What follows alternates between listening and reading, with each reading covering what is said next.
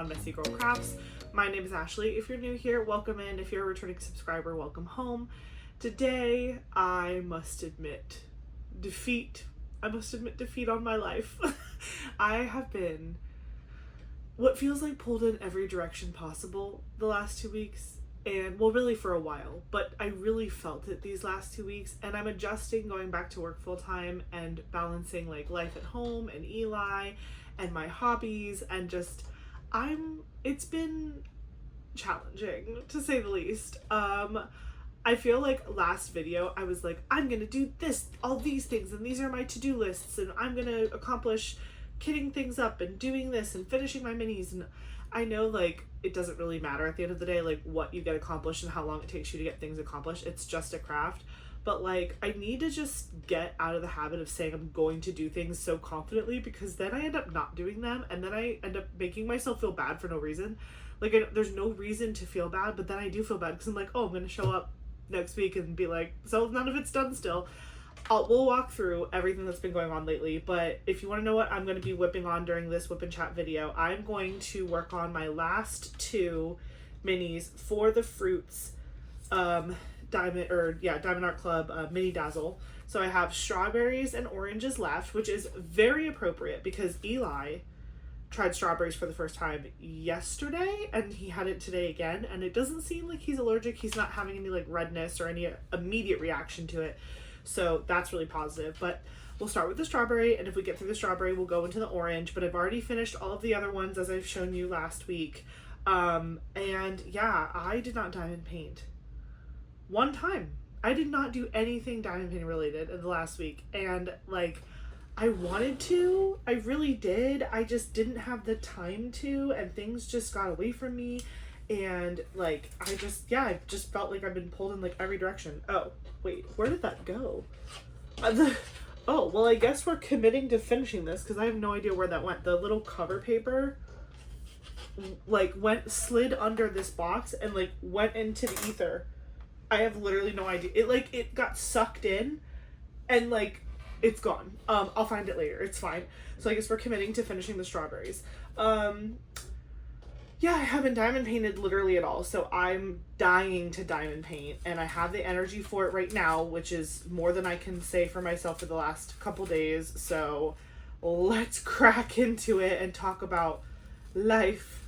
Let me know what you guys are working on in the comments below. I love to hear about what projects you're whipping on, or if you're just doing chores or hanging out and listening on your drive. Let me know where you're at, what you're doing.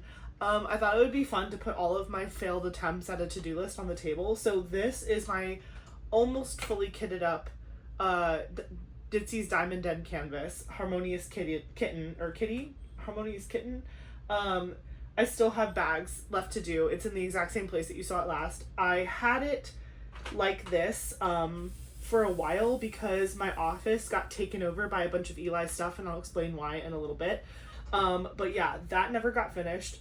And because that never got finished, this never got kitted up. This is the, oh, I never know how to say it. In the corner of the cat music box. This canvas, I want to kit this up. I have the space to kit it up. Haven't had a chance to because I truly just have been go.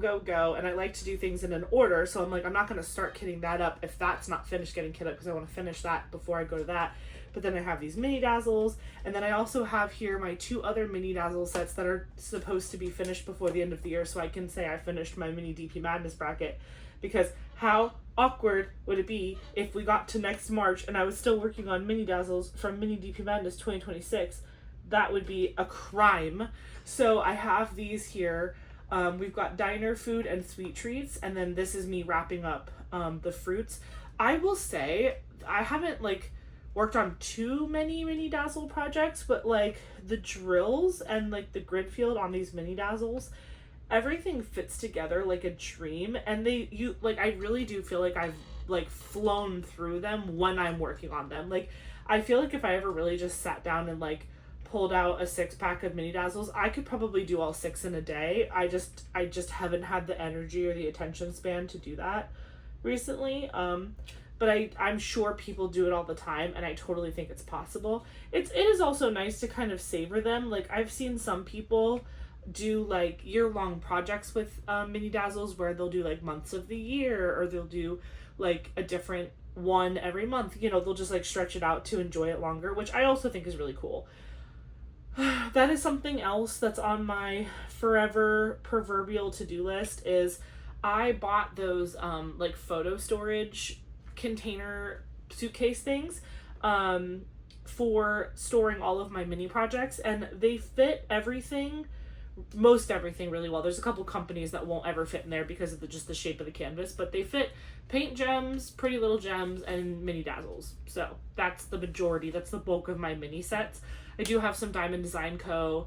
and some other small random ones. Like I think I have one from Carrot Art Design, but like that's whatever. But before I had committed to the photo storage idea, I was deciding like what I was gonna do, and so I started I like basically wanted to throw all of the mini dazzle and mini project boxes away so I could like condense and make more room in my office.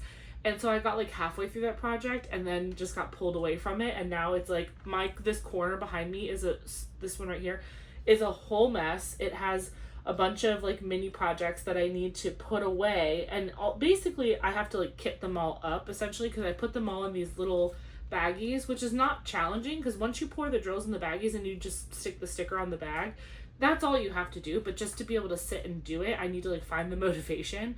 I honestly, one of the biggest problems I think is that I'm not just upstairs a lot anymore in my house. Like I live downstairs when I'm home the whole time because of Eli. Like I bring Eli upstairs to take a nap in his room. So like I will come upstairs to put him down, and I could easily just like slip over here and like be in my office while he's napping in his bedroom.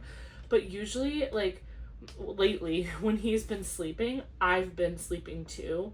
I have just been so bone tired, like exhausted. Like most of the time now, like it's funny, I used to never understand how people could like sleep or like take a nap while they're pumping, and now I'm like a pro at it. Like I will literally wake up when my pump stops and I'm just literally like propped up on a chair like pumping. It's like I just cannot shake the pure exhaustion. It doesn't help that I have like an iron deficiency, and I've definitely been told by multiple doctors that I'm anemic. So that already doesn't help. But on top of that, just like pumping 4 times a day has really just drained my energy, and I'm so close to the finish line because Eli, but okay, so you guys are gonna see this on Wednesday. By the way, it's literally Tuesday at 8:00 at night. I kept getting tired and kept getting distracted, and a friend came over last night that was going through something. I needed to stay up with that. I've been very like pulled in every direction, and so like I did not film when I normally film, so I'm literally filming this Tuesday night, and then I have to go to the office tomorrow on Wednesday when you guys see this. So when I wake up at 5:30 in the morning to pump, I'm just gonna pump in my office and edit the video, which sounds crazy, but it's actually not that hard to do anymore. But like still, it is crazy because I can't take my weird pump nap. I have to like do something. At least tomorrow is a very chill day at work. There's a big like fall kickoff event happening because the students at my university start classes on Monday. So tomorrow is really just kind of like a fun day, where it's like we're just celebrating all the things we did in the previous year and talking about things we're going to do in the next year. It's like a fun day. And that big event ends at like 2:00. And then I'm going to like a retirement party for one of the faculty members that I was really close with. And then I have a meeting with my team, and then that's pretty much the end of the day. So it should be pretty good. It's just, there's just so much going on. I don't even know where I spiraled into this conversation. This is also the problem. For a while, I wasn't taking notes for Whip and Chats because I just was too lazy and too tired. I did kind of write a stream of consciousness down on my notes here, so I will try to stick to it, just so I can like talk about all the things, because I do feel like there's been a lot of things I haven't shared just because I forgot to, and I haven't been diligent about remembering what was happening in the week and what was going on. So I want to go back to being better about like taking little notes throughout the week so that way I don't miss anything. But yeah, we'll go back to work in a little bit, but talking about just like, you know, pumping and being tired. something that is kind of like annoying, especially because I pump 4 times a day for 30 minutes each time, and I'm really tired and whatever. It's prohibiting me from doing things I want to do. But I'm so close to the finish line. And I, by September 12th, allegedly, I will have enough milk frozen and stored that I can stop pumping on December 1st of this year, and I will be able to, with my freezer stash, get Eli all the way to his first birthday with breast milk, and I will have breastfed him the entire first year of his life. I can taste it, guys. Like, I am like, it, like, and again, I'm not on some weird power trip. I don't think that what I'm doing is better than what anyone else is doing. It is just a personal goal. It is a personal goal that I want to do, and I'm very passionate about it, and I'm so close. Even though I'm not, like, it's like mid-August right now, September, October, November, November. So like 3.5 months from now, that, I don't know, I just feel like the fact that Eli's turning 7 months old on Saturday, like, what? Like, I can't even believe that. So I really am just trying to stick with it. I have 3 months left of pumping at the rate that I'm pumping right now, where I'm like having to, like, you know, make sure that I'm on top of it. But I've been kind of seeing a little bit of a dip in my supply recently, and it's kind of freaking me out. I don't know if it's because I'm stressed and I'm not sleeping as long as I should be, or I'm not drinking enough water. It's probably a combination of all of those things. I need to get it together, because I'm starting to see my supply dip a little bit, and I would be so disappointed if I, like, wasn't able to accomplish my goal. So I really need to get better about that. But because I've been just so prioritizing that, I guess, goal, and like it's been dragging out and making me super tired, I just haven't been able to do really much else. And you know, it's funny, I'm the type of person where, like, okay, so I got my bachelor's degree in psychology. So I did a 4-year bachelor's of arts in psychology program, and in that program you learn about a lot of different pieces of psychology. My favorite part, though, was always like the social psychology classes and learning about people and why people do and think the way they do. And so it really makes it hard for me to hear sound advice, because it feels like meta to me. Do you know what I mean? Like, I know that, like, what it's like, I know what you're doing, I know what that's supposed to do to me, but it doesn't work, because it's like I see behind the curtain of it a little bit too. It's like I'm jaded by normal things and normal therapy tools that like help people, because I feel like I've learned so much about the subject that I feel like it can't work on me because I know too much about it. It's like it's lost its magic a little bit. So for example, like, I was laughing at myself earlier today, because I was like, you know, I'm so tired and I'm not accomplishing anything, and I was like talking down to myself in my head about just like I'm just like wanting to do all these things, and I'm not doing all these things. And I was like, Ashley, you just need to slow down, take things one day at a time. Every day pick one thing to accomplish, and it's gonna make you feel so much better. And like, I know that that's true.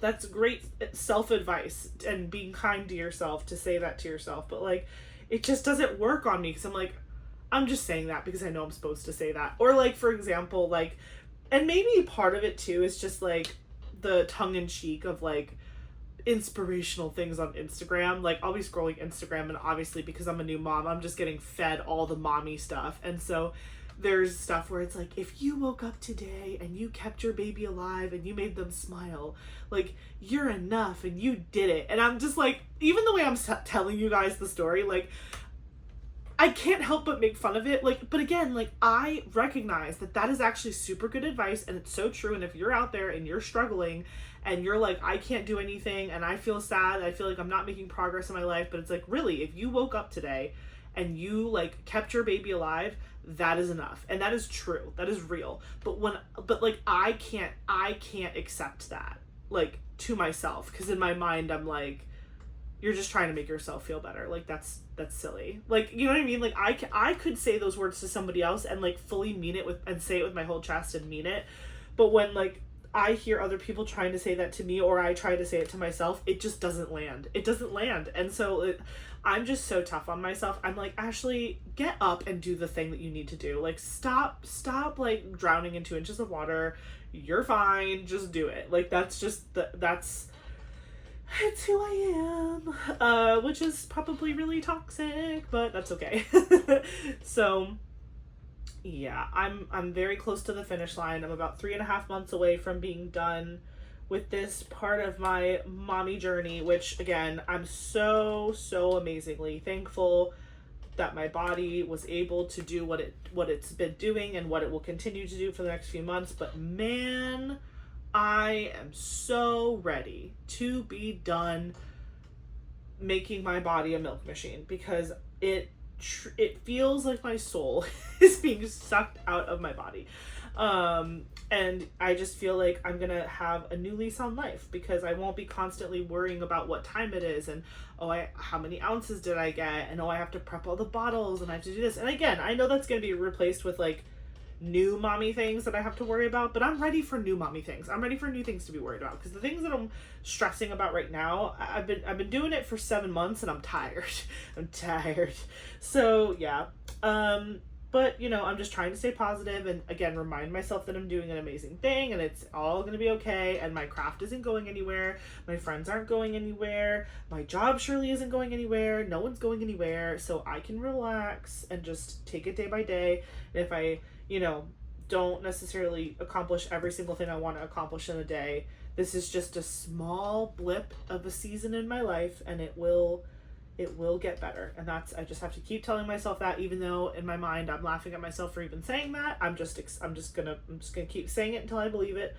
But that's where I'm at. So but I really am kind of worried about this random little dip in my supply. It very well could be a combination of like lack of sleep, lack of proper hydration, and just like a couple of those things combined can probably really tank your supply. So I'm gonna need to get it together, because like I said, by September 12th, I'll have enough freezer milk to get me from December 1 to January 22nd. But that means I have to still keep pumping from September 12th to December 1st just to feed him every day, like, and not have and by doing, like, I won't have to worry about freezer bags, but I will still have to like put all of my milk into like his bottles and do that.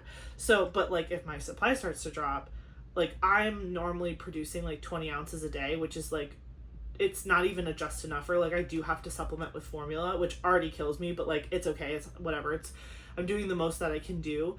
So if it starts dipping, I don't want it to be where it's like the majority of his milk is formula versus me, because then at that point I feel like I'm just going to want to give up, because I'm like, what's the point at that point if I'm only giving him like a handful of ounces of me a day. So, and again, I'm trying not to like let that, I know that's like negative self-talk, so I'm trying not to linger on those thoughts and feelings, but like that's where my mind wants to go when I think about losing my supply. So I'm gonna just try to be better about hydrating, trying to get better sleep. I mean, when I will say, because I am so exhausted, when I go to bed at night, I do not wake up. I used to sometimes like wake up in the middle of the night just because like, I'd hear something, or I'm actually a pretty heavy sleeper, but when you have a kid, all of a sudden you just start hearing things and you have like ghost cries and you're like, wait, did I hear him, or what did I hear, whatever. So it's it'll take me a minute to get back into my like deep sleep routine, but like since pumping and stuff, I sleep so deeply. But the problem is I'm not getting enough hours of sleep. I'm only getting about, on average, 5 hours of sleep a night, and that's every single night. And then the weekends, forget it. If we're with our friends, I get less, because again, like, you're like, oh, it's the weekend, I want to unwind and have fun, and like I can stay up late if I want to, but in reality that's when you should be like getting all of your hours of sleep back. So it's a hard balance, and I'm still trying to figure it out. But at least, like, I feel really confident about me and my mom's schedule, like her coming every morning and like taking care of Eli while I'm at work and while Eric is at work. That has been going very well. I didn't ever expect it not to, but it's just like, you have little worries and fears. Like, my mom is 61 years old. It's a big ask to be like, hey, can you take care of my like infant and forever, basically, like, because once he's older and he's in school, I'll probably still need her depending on like what the drop off and pickup hours are. Like I'm still going to need her to do those things and help me out. And so it's just like it's a lot to ask, and I'm totally aware of that, but she's just so helpful and she's just happy to do it, and that makes me feel good because it's like I don't feel like I'm forcing her to. So that all of that stuff is going really, really well. And my mom loves seeing him, 4 times a week. She spends like 4 days with him a week. I do need to find a better solution for letting my stepdad see him, because our original plan was that on Fridays Eric and I were going to go to the gym with our friends, like we used to before Eli came. But the problem is like, because we have Eli, it's a good problem to have. We just have a lot of family that want to come visit and see him and spend time with us on the weekends and see the baby and hang out. Our friends, want to do stuff. So it's just like our weekends have been extremely busy, and we haven't really gotten to fall back into that routine of like going to the gym on Fridays. And like, because our original plan was like my mom was gonna take Eli to her house, like she'd come to my house, watch him all day while we worked, and then when Eric got off work at 4:30, she was gonna take him to her house, and then Eric and I were gonna be able to have like a nice dinner, just the two of us, go to the gym, be with our friends, and then on our way home from the gym we would pick Eli up and put him straight into bed when he got home. We've done that once. So we really want to do it again. It's just like, again, the timing and all of the things happening so fast. And now that we're into the fall, this is the season of like, you blink and it's over. Like, we're gonna blink, it's gonna be Halloween. We're gonna blink, it's gonna be Thanksgiving. We're gonna blink, it's gonna be Christmas. I actually side note, I'm very excited that like we're about to get football season back. I do miss football. I really enjoyed watching the FIFA World Cup while it was happening, just because I do enjoy watching sports. But I do miss having a good football game on, and just like, I'm ready for all the bugs to die. I'm ready for the rain to slow down. I'm ready for like cool nights. Because where we are in Tampa, it does get nice and cool at night in the fall usually. I mean, I know it's like the hottest El Nino ever right now, but still, like, I'm just ready for like that season. And it's just so funny to think about like what was I doing last year at this time? Like last year at this time, we were gearing up to go to Alaska.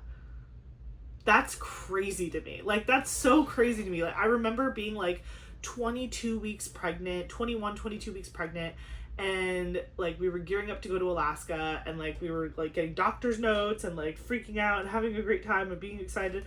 But like, and now it's like I have a 7-month-old and he goes to swim on Sundays, and it's there's just, sorry, I'm gonna do that like 87 times.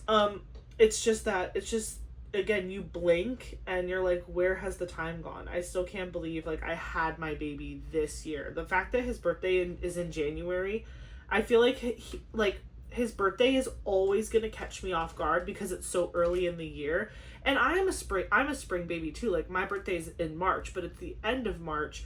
So I just feel like there's like time gearing and leading up to it, and then there's time after it. His birthday is right in the beginning of the year, so it's like January 22nd, and then boom, you have your whole year in front of you. So now that like we're crashing towards the end of 2026, it's like all I can think about is like, oh my gosh, he's gonna be 1 year old in like 5 seconds. And I'm already thinking about like what should we do for his birthday and all this stuff. Meanwhile, we have like all these holidays ahead of that. But I'm not too worried about the holidays and stuff, just because I know it's his first Thanksgiving, Christmas. Everyone's going to want to come here for that stuff. We still have to like plan it out and like figure out who's coming and like for how long and all the logistics, which we'll do as we get closer. But I mean, again, having it be like back to school season too is just like crazy to think. Like, I see all of my friends that like had kids earlier than me, and it's like, oh, like my 3rd grader and my 1st grader and my kindergartner, and I'm like, wow, like that's gonna be me in like a couple years. Like, that's wild. Like, it's just so wild to think about, like, me and my 1st grader. Like, I can't even believe it. You guys are gonna be like, oh my gosh, when he's that big, I feel like all of us are gonna be like, what happened? Like, because like I feel like it's rare that you get to just like watch someone grow up in front of your eyes like that. Like, I don't know, I did it with my best friend. I mean, her twins, I knew them like from the day they were born, but like it's just different when it's like, I don't know, you're seeing it every single day versus like every couple days or like your visits or whatever. So, oh my god, excuse me. So yeah, Eli is growing like a weed. He has 2 teeth already. I don't know if I told you guys that. He has his 2 bottom front teeth. He got one first and then the other like a day or 2 later. Like it broke through like very quickly, one after the other. And he has these 2 little teethers on the bottom and they're so cute. And whenever he smiles, you just see the 2 little white nuggets in his mouth. And we knew he was teething. I swear, I think he started teething at like 4 months old because this kid drools like no other. He is the drooliest baby ever. We literally don't take bibs off of him. Like, he always has a bib on him, and then we just swap him out throughout the day when they get too soaked. Because if we didn't, it would like ruin his clothes and make him all sticky and yucky, and it wouldn't feel good on his skin. And I don't want him to get like baby eczema and stuff. We're constantly putting like Aquaphor on him and making sure that like he's not dried out and he doesn't get like any weird marks from like the drool. So we're on top of it. But like, I swear he's been teething for like, he was teething for 2 months, and then he turned 6 months old, and then teeth popped out, and I was like, oh my gosh, finally, at least we can confirm our suspicions that you were teething. But yeah, so he has 2 bottom teeth, and I'm sure eventually some top teeth will start popping out soon too. He can already army crawl, which is insane. Like, I'm not like an anti-screen person, but I also don't like put screens in front of my kid all the time. Like, I typically, and I have my mom trained to do this too, we will go onto YouTube and find those like 4K like coral reef fish videos where they're like 11 hours long, and it's just like pretty background music, like soft calm music, piano, and like fishies just swimming around the ocean and like tropical fish. So like we'll put that on the TV and just have it on in the background all day, so that way it is like a visual stimulant and it's got music to it, but it's very calming and relaxing, and it's nothing like, it's not like cartoons and stuff. Sometimes my mom will do like Miss Rachel and like play all the Baby Shark and whatever. Like, she still will do that like on occasion, but she's definitely not doing it like 24/7 plopping the kid in front of a television. Like, we're not doing that. But I think I've created a monster because I take pictures of Eli on my cell phone like every single day. I've done it pretty much since the day he was born. I've taken a picture of him every single day of his life. And like, he doesn't really understand what a phone is, but like, he wants it. Like, the first time we got him to army crawl, he was going for my phone and he saw my phone case and he wanted it. And so I put it on the opposite side of his like little square, cushy quilted square so he can be on the ground, and he straight up like arm over arm army crawled over to my phone and tried to snag it, and I was like, oh my gosh, I cannot believe you just did that. So he is mobile. He still can't sit up by himself unassisted, but he desperately wants to. He also desperately wants to be able to like fully stand up and walk. Like, he wants to stand and walk, but I'm like, you literally just started barely crawling and you can't even sit up on your own unassisted yet. So he's kind of a menace.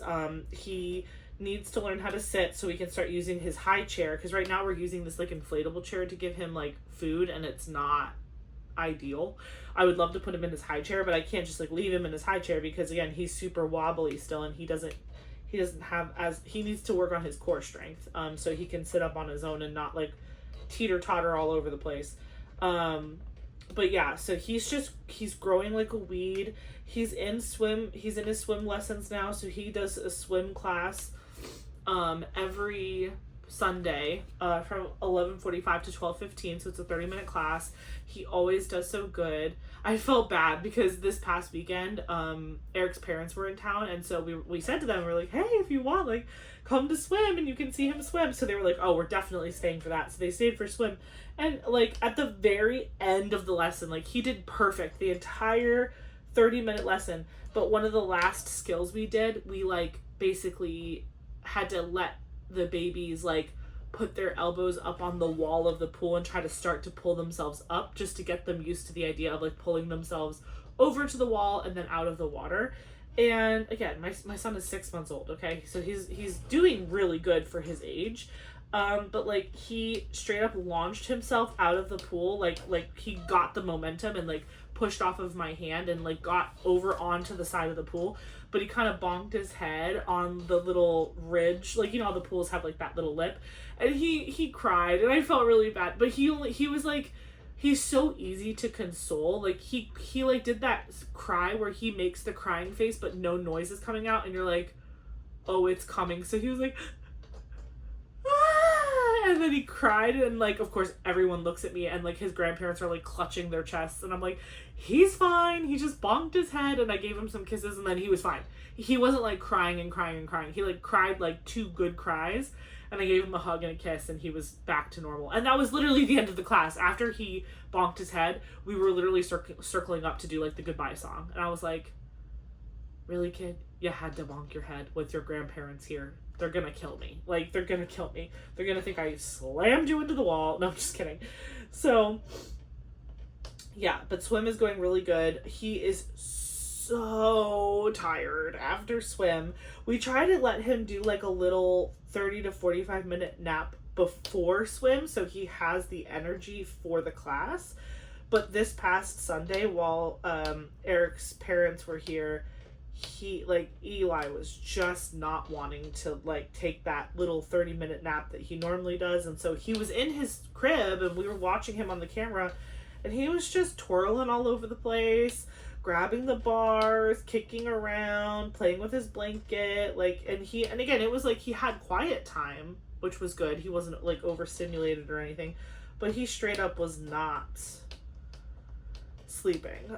So I was nervous that he was gonna freak out in the pool because he was just cranky, because a lot of what we do in swim is like dunking. Like we call them like surface dolphins and deep dolphins. So surface dolphins is where you have him under his armpits and then you like dunk him like just his eyeballs under, and it's a shallow dolphin. And like, well, I actually really liked what we did this past Sunday. They gave us these little like plastic balls, and so we had to toss the ball in front of us, and then we like dolphined the baby, and then the baby had to like, after they came out of the water, they had to like grab the ball, and the instructor was saying that it helps them focus on like a fun thing, like, oh, I'm going to grab the ball versus like I'm being submerged underwater, so it becomes like a game for them. And that was really cool because you could tell Eli really enjoyed like popping out of the water and like grabbing the ball. That was really fun. Also, like the max size of the class is 6 kids with their parent, but there were I guess 3 no-shows, so it was only me and another mom and a dad in there, so there was only 3 of us in the pool for our lesson. So that was really cool too, because it was like less crowded, because when you're in like the baby classes, like the parent talk classes, they let your other parent sit like poolside, and obviously because we had Eric's dad and stepmom with us, we wanted them to sit poolside with us too, or with Eric while I was in the water with Eli. But we were nervous because like we're like, well, if there's 6 parents and then someone else also brings like a grandma or something, because that's happened before, we just didn't want it to get overcrowded, because it's not that big of a bench on the side of the pool. It's like maybe 2 benches and that's it. But luckily there were a lot of people that didn't go to class that day, so we got lucky and there was plenty of room for everyone to like watch and be in the pool area with us. They came up, Eric's dad and stepmom, they came up to like obviously visit us, visit Eli, the whole 9 yards, make sure they got to see him. But one of their main like to-dos that they really wanted to accomplish is they wanted to redo Eli's closet and make it like a modular closet. So before Eli was even a twinkle in our eye, his room was the guest room. So whenever we had family or friends come to stay over, we had a full-blown guest room for them to stay in. And my dad, one time when he was down here, I was telling him that like I wanted to kind of redo how the closet looks, because I want people to be able to hang their clothes and put their luggage in the closet and all of that. So he really helped me him and my stepmom Stacy, they really helped me like fix metal wire, the white racks, you know, nothing fancy. They just helped me put in new metal racks in there. So it was like one long one across the top and then like a halfy. That way if someone wanted to hang like dresses, like long dresses on one side, they could. And then there was a half second one where you could hang like skirts or pants or bottoms. And then there was like a top one where you could hang like t-shirts and whatever. So it was like perfect for a guest room. But once we started using it for Eli and putting all of his stuff in the closet, there just wasn't enough hanging space, and it wasn't just serving us the purpose. Like, he has just a lot of stuff that goes in the closet, and we just wanted it to be more. I don't know how to explain that better, but like, and also this closet has no doors on it. It's just like an open pocket hole. And this closet has very interesting dimensions. It's 35 inches deep, which is a very deep like closet that's not necessarily supposed to be a walk-in. And I forget how wide it is. I think it's 4 feet wide and 8 feet tall. And the doorway to the closet, like when you look up into the closet, there's more ceiling. The ceiling inside the closet is higher than where the door frame is. So the door frame like comes down. So like there's kind of like a little mysterious dark pocket space above you that like is kind of unutilized. Well, it was unutilized, so we wanted to fix that as well because we wanted to be able to store things up there. So Eric's dad brought up some stuff that he had purchased already from Home Depot down in South Florida, and it was from Home Depot, and it was the brand Everbuilt. But then on Saturday we decided we wanted to go to Lowe's just to look around, and Lowe's had, I think Home Depot has it too, but Lowe's had Closet Made stuff. Closet Made is like another closet storage modular type thing, and so they just had more stuff in stock. And what really sold us on the Closet Made over the Everbuilt was Closet Made. They do the wire rack shelving too, but we went over to the wood section in Lowe's, and they had pre-primed pieces of wood that we could cut to whatever size we wanted for shelving, and they were 16-inch deep shelves. So the Closet Mate shelves were like 12 inches, and I felt like for a 35-inch deep closet, like that made no sense. So I was like, that's really a waste of like depth space. So we ended up going with the pre-primed pieces of wood, and then I have spare paint from Eli's room when we painted his room, whatever, Moonlit Path or whatever color we picked. I have a huge can of it downstairs in the garage, and so I was like, I don't even, like, they're already primed. Maybe we just sand them a little bit, and then I can slap a new coat of paint on them, and they'll be ready to go. And so Eric was like, I don't know, is that going to make it take too long? Are we not going to be able to finish the project this weekend? I was like, just trust me. So we did. We bought the wood and all the stuff. Actually, his dad bought it for us. He was very kind to do that. It wasn't cheap, let me say that. But he bought like the tracks for the railing that on the back of the shelves, and like he bought all the wood and he cut it all, and then he bought all the poles for the hanging clothes. So what we ended up doing was there's 4 shelves, and 2 of the shelves have J hooks that hold a metal bar for hanging clothes. And then those, like, if you remember, I've shown you guys the closet before. Those right there that you see, hold on, I can turn it so you can see them better. Those were all in the bottom of the closet. And so we had, what is that, 6? We had those 6, plus there are 9 in there right now. We had all of them in the bottom of his closet, just holding back stock of clothes that he couldn't fit into yet. But because he's growing like a weed, there's only like 3 bins like that left of clothes that he can't fit into yet. That's like 18 to 24 months and 2T and all that kind of stuff. So because we were really cleaning out those bins and going through everything and like getting rid of clothes he doesn't fit in anymore, like the 0 to 3 month stuff and the 3 to 6 month stuff and even the 6 to 9 month stuff, like he's in 9 to 12 month clothing at this point, so like comfortably.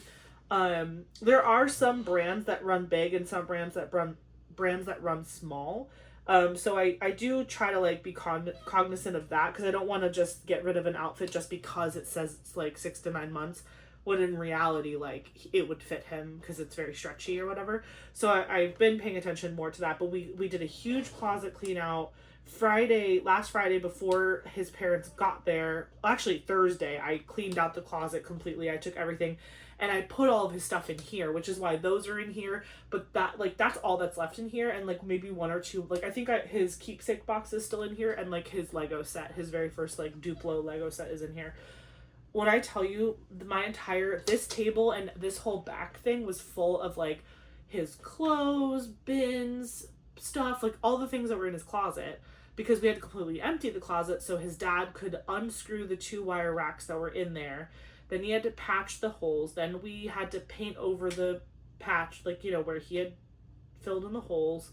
And then he installed the new tracks in the back. And what's cool is now all of his shelving is on tracks. So if we wanted to move a shelf higher or lower, we just pop it and move it, and it's a modular closet now. We can, as he grows up, he can change how he wants it to look and the flow of how it all goes, which was the literal entire point, because, you know, I just didn't want to do anything that was so permanent that like eventually he'll be like a teenager and be like, I want to redo all of it, I don't like it. And it's like, well, then that was a waste of money for us to redo your closet if it can't grow with you. So now his closet can grow with him over the years, and he can modularize it however he wants. When his dad cut the wood, he cut a 6-foot board. There was 4 6-foot shelves that he then cut into a 4-foot and a 2-foot shelf. We only used the 4-foot shelves in the closet, but we kept the 4 2-foot pieces. And actually, since I was already painting, I painted all of the 2-foot pieces, so that way, like, let's say when he's older, he wants to do like 4 2-foot shelves for like shoes or whatever, baskets of whatever stuff, or, you know, we have it, and we're gonna get the hardware for it too, so that way, like, because you know how it is with like Home Depot and Lowe's, if you shop there. What did I just do? Did I just combine that like an idiot? I think I did. And I literally can't tell the difference either, which is just peachy. I'm going to pour this back. I just realized that I have this pregnant symbol and then the 4, and I absolutely just put them together. Oh my gosh, their color is so stinking close. Oh, that is just mean. Do you see how it's just slightly different? Well, actually I might be okay, because the oranges only have the number 4. Okay, so what we're gonna do, because it's in my mind, I'm just gonna commit. We're committing to the orange because I don't want to forget which is which. The 4 is... Oh, Ashley, this is what you get. I want to say the 4 is the lighter one. Yes. Okay, I just moved one of my 4s to double check. Yes. So, okay, so I'm just really gonna, because I literally just finished all the 4s on the strawberries and I was done with it, and then I was like, I totally just combined those. How annoying. Okay, I'm gonna quickly just do the 4s on the oranges so I don't have to think about it later. Although I guess I'm not really planning to, I can't really save these fairy dust drills now because they're not all the same, which is so obnoxious. But I guess if I really felt like it, I could go through and break them all up, but I don't even have enough time to diamond paint half the time, so the thought of me going through and picking these all apart, slim to none chance. Sorry, I didn't mean to derail our conversation. I just realized what I had done, and then I could not undo. It cannot be undone. At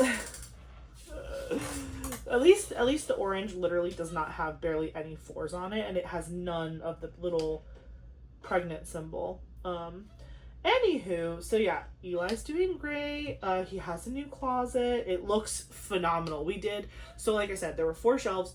The top 2 shelves are like 12 inches apart from each other, and that's where we're displaying all of Eli's like sealed Lego collection, sealed Pokemon collection, and it looks incredible. And then that second, so it's like 12-foot gap, shelf, 12-foot gap, shelf. that second shelf has the bar, so he has a ton of clothes hanging, and then there's another shelf with a bar, and we have more clothes hanging, and then there's a fourth shelf, which is just kind of like a floating kind of shelf that we can put stuff on, and then we have underneath, we have those little like sliding bins, which will be great for, you know, storing toys and whatever in the future. Right now it does have back stock of clothes that are too big for him, but eventually, you know, we'll use it for toys, or he can use it for literally whatever he wants. I don't care. But yeah, his closet looks really good.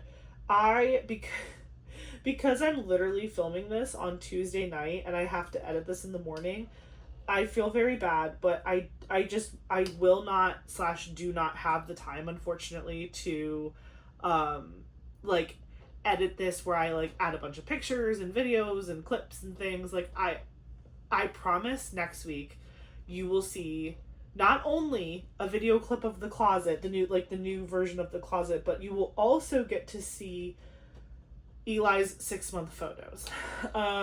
They came in last night, and I am so in love with some of those pictures. Like, obviously some of them I'm like very self-critical and I'm like, you look crazy, but like some of them, especially the ones of him and the ones of him and Eric, holy cow. There's some good ones of me and him too, but I'm just saying, like, I really love the ones of Eli by himself, and I really love the ones of him and Eric. And she took a lot of just great shots of the nursery, like pictures of just, you know, like the bookcase and the closet and his dragon stuffed animals and his crib and his mural wall and the mermaid diamond painting and just everything, like all of the things. So I was like so over the moon last night going through all the pictures and like saving my favorites and sending them to family, and everybody was freaking out. So yeah, I have them. You will see them next week. If you are a channel member, you might have gotten a little bit of a sneak peek in the community posting tab. So feel free to check that out. Yeah, I can't believe I did that. And the difference is so slight that, like, I would go insane. If I put a light pad under this, I bet you the difference would look a lot more stark. But your girl don't got time for that. So I'm just going to put them all back in the bag for 4. And we're just going to move on. I guess I'm just going to diamond paint these at the same time now. I was really planning on finishing the strawberries and just... But now I guess we're committing. So here we go. I was like making really good progress on the strawberries too. Wait, did I get everything? Okay. Yeah, obviously the oranges are a lot more orange, so I really haven't gotten into those colors yet. I don't even know if there's that much overlap, to be honest. There's J in both of them. There's L and A in both of them because of like the stems. But that is really it. So I'm just gonna put that over there in the shame corner, and then we're just gonna keep going. So I'm gonna put the orange to the side because there really isn't a lot of like overlapping stuff. Oh, there's a hair on my canvas. Of course there is. Yeah, so the closet's done. Again, I'm so sorry that you're not gonna see it this week. I just literally can't get my act together to save my life. But I promise you that next week is going to be a little bit more normal-ish. And you will see all the things. You will see Eli's pictures, you will see the closet, and whatever else I fancy to show you. You will see it. Cool. So, let me grab... There's 5. There's 5. Yeah, like all of these reds, they look so similar, but they're not the same. And like when you put it on the canvas, you're like, oh, it doesn't look perfect. It doesn't look identical, but like it's close enough in the bag to where it really messes with your brain. Okay. So, in other news, so Eric's dad and stepmom, they left after swim on Sunday. Because they had to go home, whatever. So they left. They did the closet. We were super thankful. It looks beautiful. Yesterday was Monday, And so because I didn't film on Sunday because I was super tired. We had gone to swim. We had said goodbye to his family. Eli was exhausted. We had to get dinner. Eric had to go to Costco and Publix and meal prep us for the week and do all, like, we just were running around like chickens. And so I was like, you know what? Can tonight just be our, like, because normally Monday night is our stay-at-home date night because I film on Sunday and then I take Monday off and then I edit the video on Tuesday. But I was like, can we just make our date night tonight so I can just relax? And so actually we built Lego, which was really, really fun. It was part of me attempting to, again, check something off of my to-do list. I really, like I said, I think I said this earlier in this video, I really want to clean this office desperately. It has just become overrun with boxes and trash that I need to take out of here, and not like, it's not dirty, it's just messy. And again, messy girl crafts, what can I tell you? But living up to my name. But like, it's getting to the point where it makes me not want to like hang out in here because it's so just stuffy and overwhelming with like crap. So one of the things that was like super like opposing to me was there was this giant tower of boxes that were off camera that held many Lego sets that Eric and I had bought over the summer during a double points weekend. I think we ended up doing it for our anniversary. We decided to like go in and like buy some fun Lego that we had wanted because it was double points, and we bought them and they came in the mail, but they sat in a giant stack in my office for like months. He opened his, but mine stayed unopened in boxes, and I was like, Ashley, this is so dumb. Like, you need to like play with your stuff. Like, you need to play with your stuff. So one of the easiest things for me to build and kind of just like bang out a bunch of them at once is the brickhead figures, the little brickheads. So I took all of my brickheads out of this office and that were unfinished, and I took them downstairs. And so Eric built a car. He worked on a car. Shock surprise to no one. But I worked on just like a ton of brickheads, and I think I ended up finishing like 7 of them. I finished, let me see if I can remember them all. I finished Batgirl, Frankenstein, Aquaman. There were the girl, I don't remember what her name is, but the girl from Minecraft, the redhead, her. I also did Ahsoka from Star Wars. I did Rey from Star Wars. Agent Cody from Star Wars. And there was one more. There was one more Star Wars one that I did that I cannot remember. Maybe it was The Mandalorian, but I don't think it was, because I think The Mandalorian is a 2-pack with the child. I don't know. I finished like 7 of them.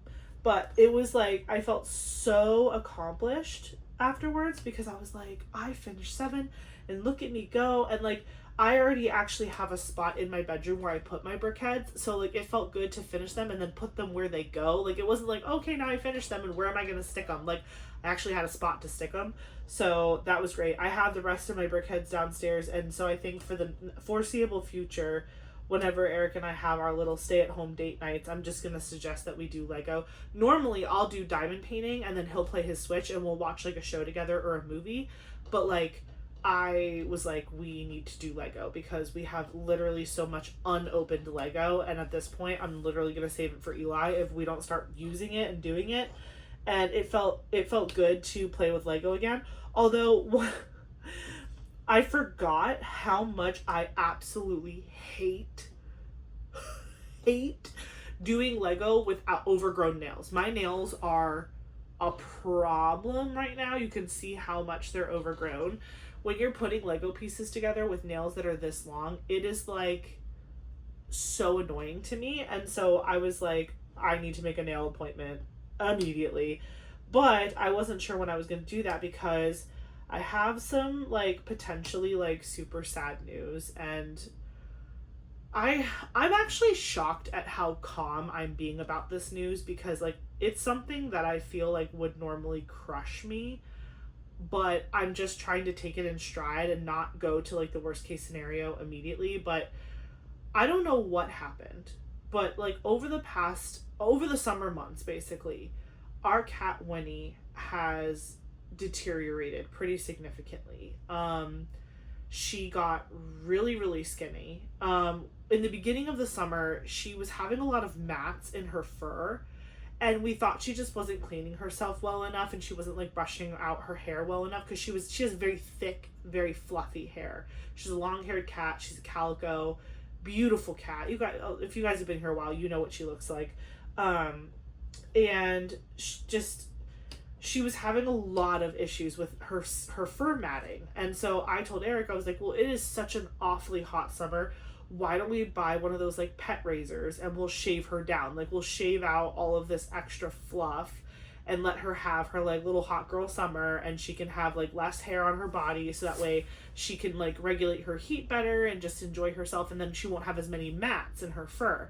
So we shaved her like at the beginning of the summer, and she was like a new cat. Like, she was like being social, and she was like hanging out with people, because normally like she would only really like to be with me and Eric. Like, if it's just me and Eric in the house, she's all over us, but like if there's guests in the house, she like runs and hides.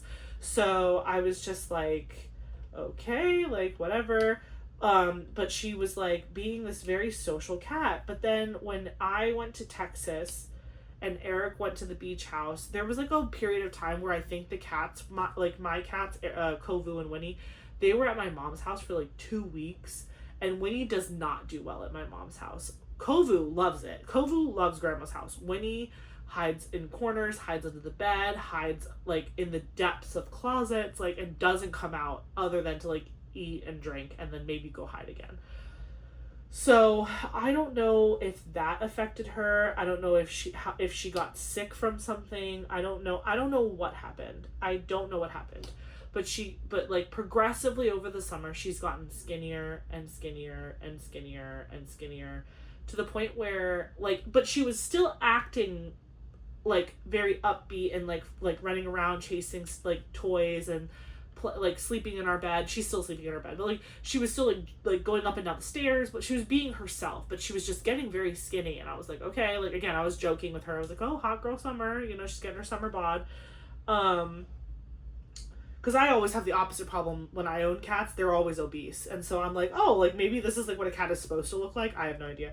Not really. I obviously, if, like, you can feel the cat's spine, like, not good. So anyway, she was getting really thin, and I was kind of getting concerned about it, like, about a month ago when I came back from, well, I guess, has it been a month already? Lord, it's almost been a month since Texas. That's insane. But anyway, about a month ago when I came back from Texas, I was like, ooh, she's looking like too skinny now. Now I'm not liking how skinny she's looking, but she was still acting like herself, so I was like kind of ignoring it a little bit. I was like, maybe it was too much time at grandma's and she's freaking out, whatever. She, over the last like 3 weeks, has deteriorated fast to the point where like she's very lethargic. Eric took her to the vet today. He last night he was just like, I'm just gonna take the day tomorrow off and I'm just gonna take her to the vet. I just want to get her checked out. Because I told him that I was concerned, and I was like, I think I'm gonna take her to the vet on Saturday morning. Like, I'm gonna wake up first thing in the morning and I'm gonna take her, because that's the thing, is like now we have Eli, so it's like you really can't just do. Normally I would do stuff like that on my day off during the week, because I get 1 day off during the work week, so it's like normally that would be my kind of chore day, and this week my day off is Thursday, so I was like, you know, but now because we have Eli, I'm like, I don't want to bring Eli into like a vet clinic like for hours. You know how that can go. Like, if you do a walk-in, like you could be in there for hours, and like I don't want to have to deal with that and have him not be able to be free for that long, and like dogs are barking and there's cats and people, and it's just a lot. So if I were to do it, I would need backup, which would either mean Eric or my mom. And so I was like, well, I'll go on Saturday, and I'll go as early as they'll let me go, and you can stay home with Eli and I'll take Winnie to the vet. But then Eric saw her last night and was like, I feel like I need to take tomorrow off of work. And I was like, I mean, I'm not gonna say no, because I would love to do that, but today was like literally, like yesterday and today were like so busy at work, I could not miss even if I wanted to. So there was just too much. This is like my third week, I think. This is like my third week back full time. And so it's been so absolutely hectically crazy. And I've just been pulled in like 87 directions. But anyway, so Eric was like, don't worry about it. I was gonna work from home on today anyway, meaning today, like Tuesday. He's like, I'll just take the day off and I'll handle it. So he goes to my mom comes over in the morning. She's taking care of Eli. Eric takes Winnie to the vet. She weighed 5 pounds. And they ran blood work on her. They checked her thyroid. I assumed it was either cat diabetes, kidney disease, or cancer, or something worse. Like, I was like, it's gotta be something horrific. And so after they did the thyroid test and the blood test, it basically was inconclusive. Like, they said her white blood cell counts were off and her kidney numbers were off, but they couldn't tell like what was wrong.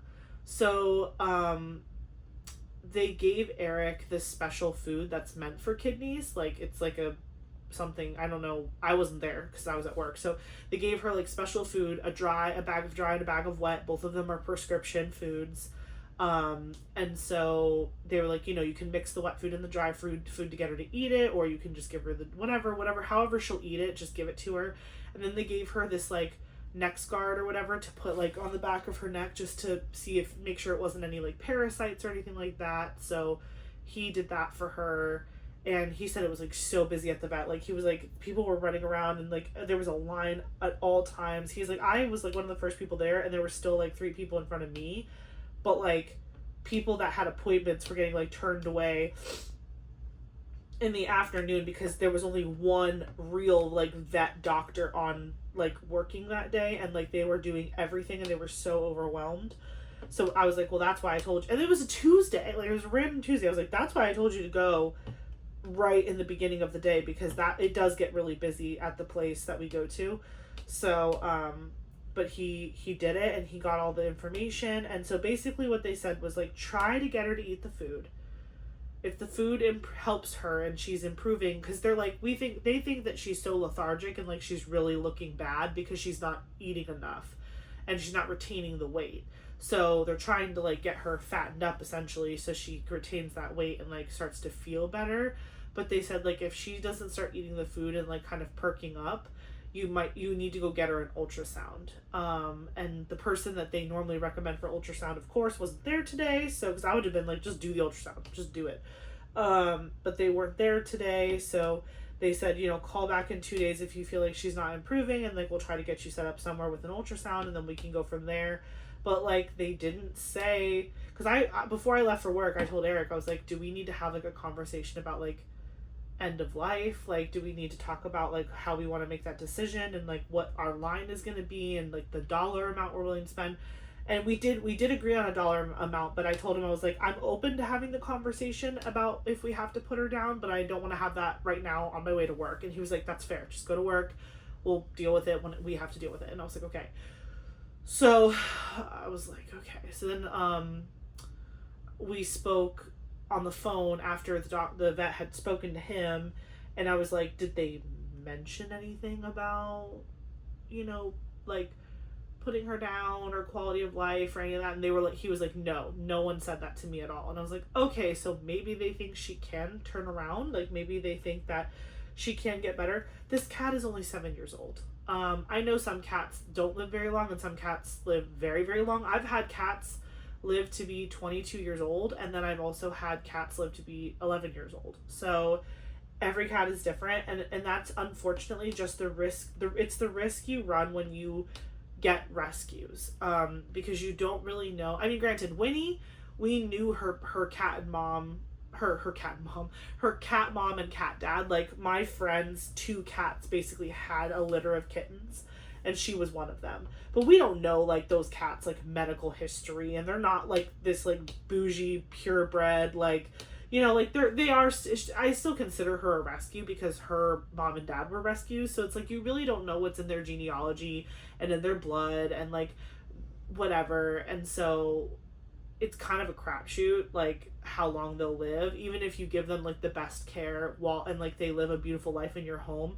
cats get, like, they could just get sick. They could just get sick, and they don't do well when they get sick if it's not caught early enough, or sometimes you could catch it early enough, but it's so expensive that, like, you couldn't even afford it if you wanted to. So just please, whatever you do, please do it for Winnie. Pray, think about her, light a candle. Just think about our baby girl, because I obviously will be so devastated if we have to make that hard decision. I don't even want to think about it. But yeah, so she's right now in our bedroom. We brought up a litter box for her, her special food, and a water, and so she's so lethargic. She's just laying on one of our bath mats. Because I told Eric, I was like, I don't want her laying on, like, the cold hard tile, so he brought one of our bath mats out. We usually don't let them lay on them, because Kovu, if he gets a hair up his butt, he'll pee on it. So, but she's not like that. So, and even if she did, I'd be like, then just throw it away and I'll get new ones. Like, I don't care. I want her to be comfortable. So she's laying on this, like, memory foam cushy bath mat with her food and water right next to her, and she's right in the litter box is, like, in the corner, and she's not really a cat who has accidents and stuff. So and this is the other thing too, is, like, she hasn't been throwing up at all. Like, we haven't, like, noticed her getting sick. Like, she has not. It's not like we've been finding vomit all over the house, or, like, she's been lethargic for, like, a long period of time, because I would have taken her in so much sooner if I would have saw that. It literally was, like, over the course of a week, we just saw her just start tanking hard, and I was like, whoa. Like, this went from being, like, hot girl summer to being, like, you know, call the ambulance. So I'll keep you guys posted on what ends up happening with her, but just, like, please keep her in your thoughts and prayers, because she is our baby girl and we love her. And again, I feel bad even talking about it again, but you will see the pictures with Eli next week. But I wanted to capture the cats with him, just because I know he probably, especially if she does end up passing away, he's not going to really remember Winnie. Hopefully he will. Hopefully Kovu and Winnie will live to be, like, very, very old. Kovu is 12. Or, no, I think Kovu turns 12 this October, and Winnie turned 7 in April. So, like, they're not super old cats. They're, like, definitely senior cats, but they're not super old. So they could live a very long life, and and Eli could have, like, memories of them. But just in case something happens and that's not how it ends up working out, I wanted the photographer to take pictures of Eli with the cats, and Kovu was having no part of it, but Winnie was participating, and we got some really, really cute pictures of Eli in his crib with Winnie. And so if she does pass, it's, like, serendipitous that we took those pictures, because I will cherish those pictures forever. I'm not gonna cry. I'm not gonna cry. But, like, yeah, it was, like, it almost makes me feel like, is this, like, did I have that idea on purpose because I knew she wasn't doing well, or I don't know. It was very, again, like, very serendipitous. So, yeah, I'll show you guys next week. But we got really, really cute pictures of her in the crib with Eli, just, like, laying on their bellies together. So, yeah, that was really hard today. That was literally today. So, you know, just dealing with things as they come. Every day's a new challenge. But yeah, we're watching her, and then next week is the first week of classes for, like, I think I said that earlier. It's the first week of classes for the college I work for. And so a lot of people would hear that and think, like, oh my gosh, like, you're probably, like, you're already busy now. When classes start, you're going to explode. It's like, yes and no, because I work in admissions.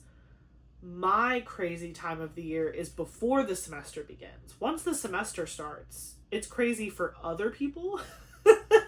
So I'm kind of excited for the first week of classes, because that means all of the students that we, like, let into the programs are starting the programs and are out of my hair for, like, a minute. So actually, I'm looking forward to the start of classes. What I'm not looking forward to is fighting for parking again.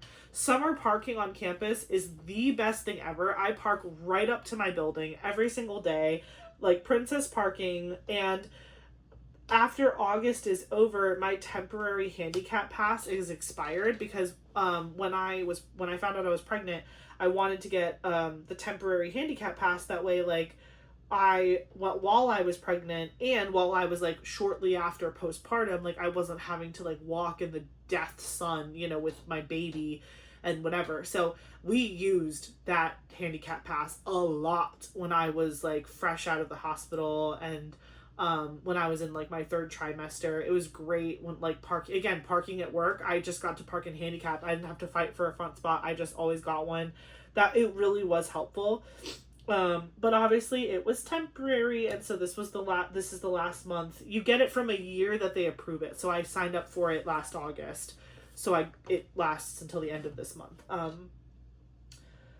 But yeah, so that it'll be not fun fighting for parking on campus. I do try to get to campus though, like on my campus days. I really do be trying to get there earlier than normal. Like I usually try to get in there around 7:30, because then like you do still have some parking options. Even then though, the nursing students, man, they start clinicals so early that sometimes they'll all come to campus to park all of their cars, and then they'll carpool and all get into one vehicle. I'm like, can we not do that in the staff parking lot? Like, we share a parking lot with commuter students, but I'm like, can you please do that like at like a McDonald's? Can you not gum up our parking lot when you're not even in the building? Like, you're literally coming here to then go somewhere else. Like, please give us a spot to park in. We have to be stuck here all day. And because like it's been like the afternoon showers have been happening a lot, like the summer rain. So like we're all trying to leave work at like 4:30, and we're like fighting for our lives to like beat the rainstorm. And the way it works in Florida is it'll be like super perfectly sunny and shiny, and all of a sudden you'll start to feel little drops, and you have seconds.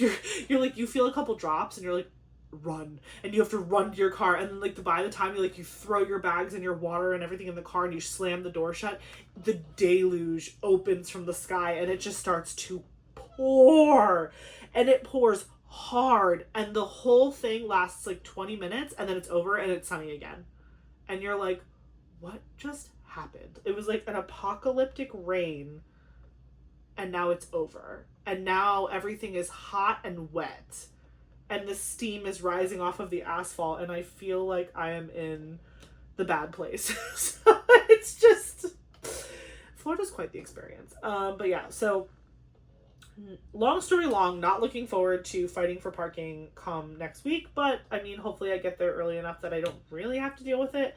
I'll keep you posted. I'll let you know what it's like. But yeah, I told you guys that Eric and I had our kind of like stay at home date night on Sunday instead of yesterday. And then yesterday I had every intention of filming this video, but then I have a friend who's going through some pretty hard stuff. She's getting divorced from her husband, and it's just, she has kids. It's a whole thing. So every day there's a new update of things that are happening and whatever. And so yesterday, just some big stuff went down, and so I told her I could come to her house and like kidnap her and like take her home with me if she wanted me to, but she was like, no, I'll just come over later tonight. So she had came over, and we were just talking and stuff, but it was one of those things where, you know, you're talking with one of your best friends, and then you look at the clock and you realize it's like 1:00 in the morning. Yeah, that's what happened to me last night, although it wasn't quite 1:00 in the morning, but like I very distinctly remember my pump alarm going off at 11 p.m. and then I was like, ooh, it's 11 p.m.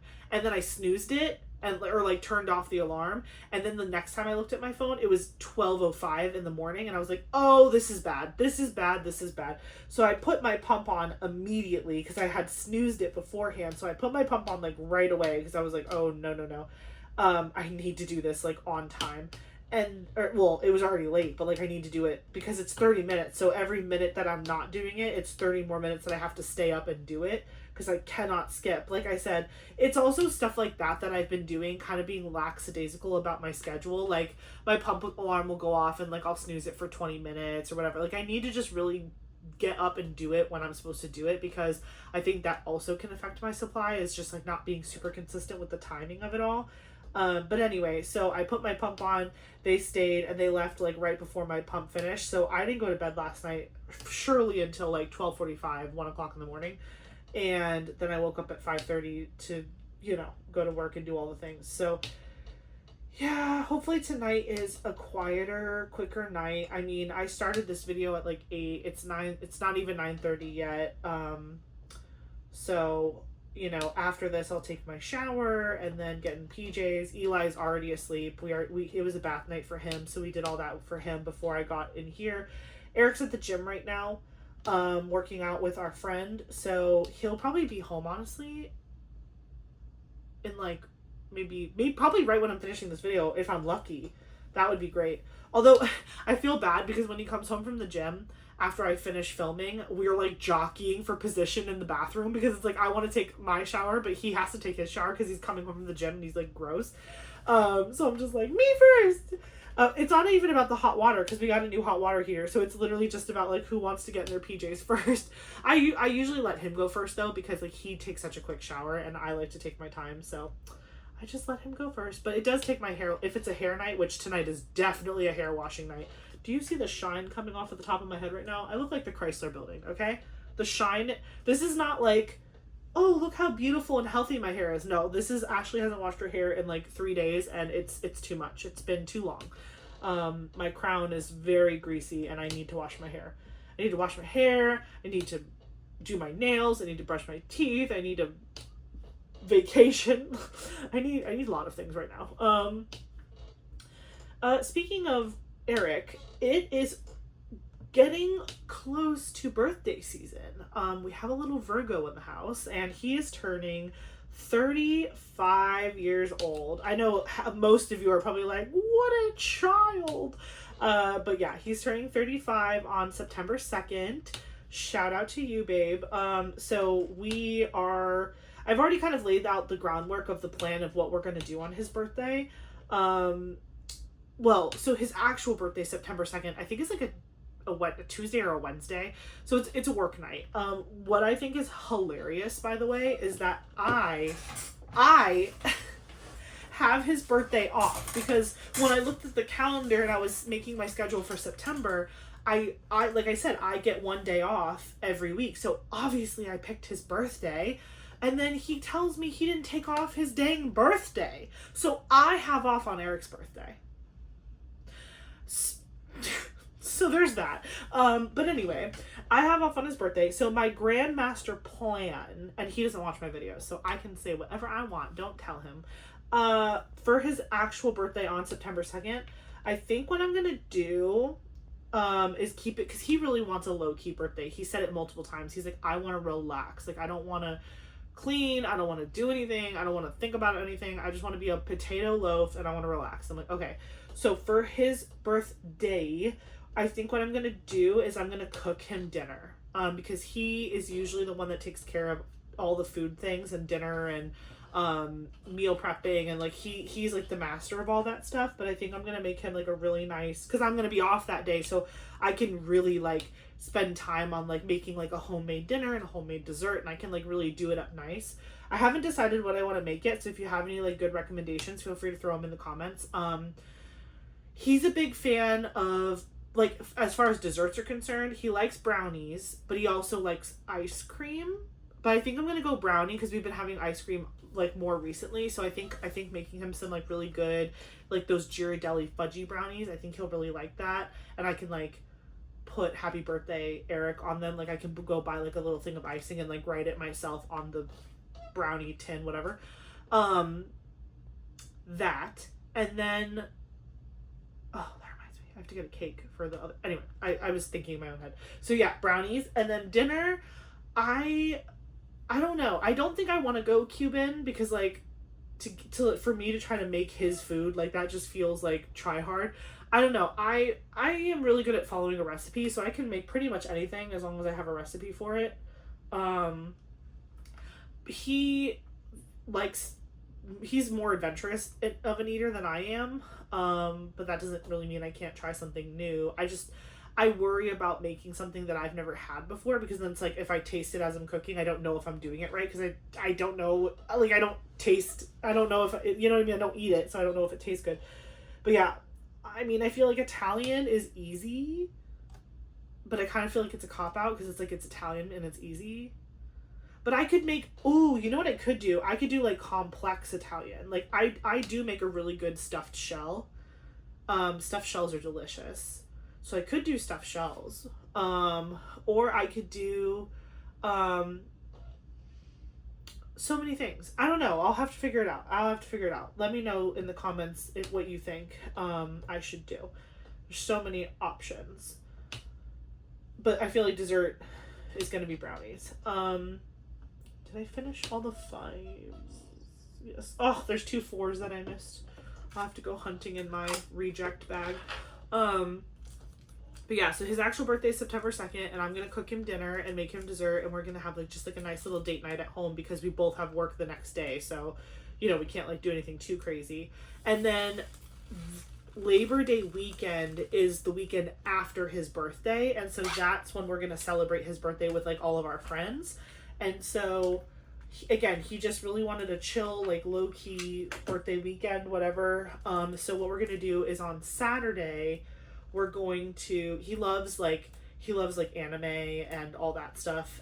So what we're going to do is go out to breakfast with all of our friends, and then our friends are going to drop their kids off at the grandma's house, and then we're all going to come back to our house, and we're just going to like have a big anime day and like watch some of his favorites, just like have it on TV all day while we hang out and just kind of like have a little house party. And then at 6 o'clock, I made dinner reservations for this really fancy Brazilian steakhouse called Rodizio Grill. They just built a new one near us, and so Eric and I have been dying to go, and we haven't gone. We just keep saying we want to, but again, it's like kind of a hustle and bustle type restaurant, and so we were worried about bringing Eli, and if they like, you know, but he's so good in a restaurant, it probably wouldn't have been an issue at all, but we hesitated and we haven't gone. So but because we're having our friend have their kids get watched for his birthday, so that way it's like kind of like an adults thing, Eric and I will drop Eli off at my mom's house while we go to dinner. And so we'll have like a really nice, just like adults only dinner and like really enjoy the evening. And then on our way home, we'll pick Eli up. And then when we get home, we're going to put him straight into bed. So he'll go to bed. And then we'll just continue watching shows and hanging out downstairs. And then if they want to crash on our couch, they can. If they want to go home, our friends don't live that far from us. They can do whatever they want.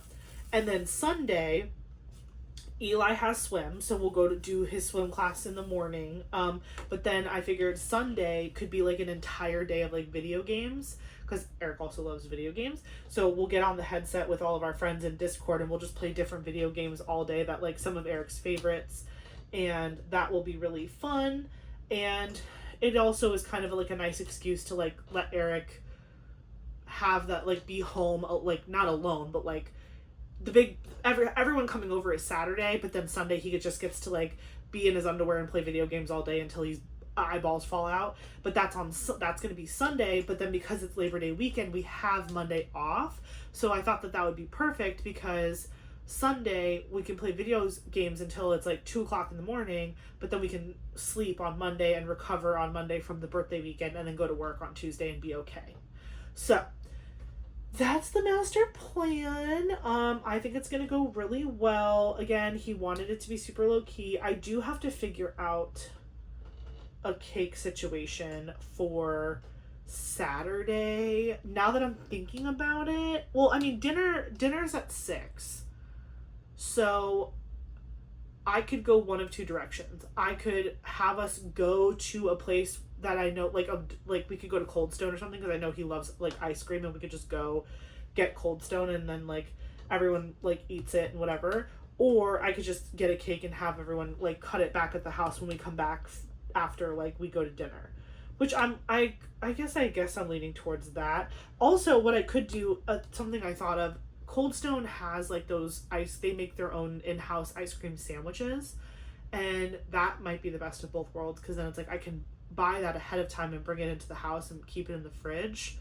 And they're like ice cream sandwiches, so they're all different flavors because the cookies on them, like some are like M&M, chocolate chip, and they all have like that delicious Cold Stone Creamery ice cream in the middle. I've actually never had one of their cookie sandwiches, but I mean they look delicious. I can't imagine how you could mess that up, especially if you're Cold Stone. So that's a thought. Or I might just chicken out and go to Publix and get a cute cake with his name on it, and we'll blow out some candles.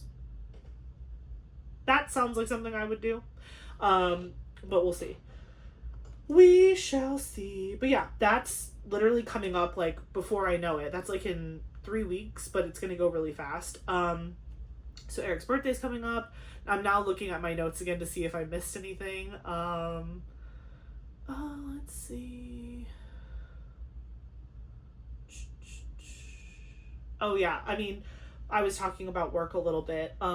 Work really just has been so busy ever since I've come back full time. I just feel like everybody knows that I'm back, and so like my workload has what feels like quadrupled in the last 3 weeks, and I just feel like I'm writing a lot. Like I have so many parts to my job and I'm being torn in many different directions, and I feel like I'm not able to give anything my 100% because I'm being dragged around so much. It's like I have my team, and then I'm like writing a bunch of like annual reports for the end of the year, but then I also am like still doing admissions decision stuff, and then we have like all these new initiatives that are coming that we're trying to plan for, and I really want to like have a say in it, but I don't have time to collect my thoughts well enough to have a say in it, and it's just driving me insane. Like today, and on top of that, we're hiring a new person, which I'm very thankful that we were given like the money to hire a new person onto our team. But they posted, I was hoping that they would post the position after I came back full time. No. They posted the job while I was still part time, and the application closed right before I came back full time. So I was back at work full time my first week in August, and like the application had already been closed for that new position for a week. So people were already like, I was worried that like we were going to lose really qualified applicants because they were like, well, these people aren't reaching out to me to schedule an interview, so clearly they're not going to pick me and I'm going to move on. And there was one person who had found another position that we were looking to interview. It wasn't like our top favorite candidate, but I was like, man, you see, like people move on fast if you don't call them. But like whatever, it was fine. Yesterday and today I did a bunch of phone interviews, just me and the candidates, and just to get to know them and see if I wanted to bring them on campus. And then I narrowed it down to our top three, to my top three. And so I'm going to bring those three onto campus, and they're going to come and like see the building, and they're going to meet the team, and the team is going to ask them a bunch of questions. They're going to meet my bosses and all that, and then we'll pick our top person, and hopefully they'll be able to actually start working with us in September, which is crazy.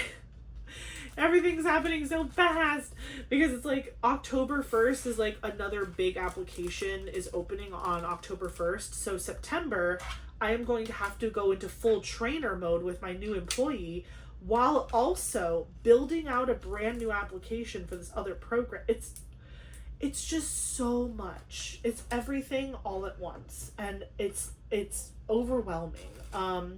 But again, once this person is trained, and I just feel like this like spring is gonna be here before we know it, and then we're gonna be in the summer again, and then it's like boom, it's gonna be August again, and I'm gonna be talking to you a year from now, being like, hey, we did it. We made it. But like, yeah, I'm such a strategic / like futuristic type thinker. Like those are my strengths, is like to project into the future and like think about things on like a bigger scale. I am detail oriented, but I do a lot of times like project out into the future, and like I like to think about like, if this happens, then these are the other 7 outcomes that it could be, and like trying to figure out which way the wind is going to blow, even though you really can't predict it. I try. I try all the time. So work has been just absolutely bonkers lately, and I just feel like I can't catch my breath, and I can't like, there's always something left to do.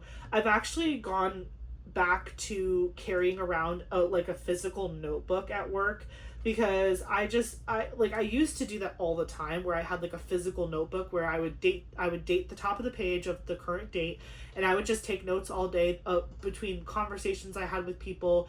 Anytime that someone gave me an action item to do, I would write it down. And like I got to the point where I didn't need it as much anymore, because I was just able to kind of remember what was happening throughout the day, and like it wasn't as busy, and I was able to kind of just like tackle projects as they came to me, which is how they should be done. Like you should only have to work on like a couple things at a time, not like a million things at a time.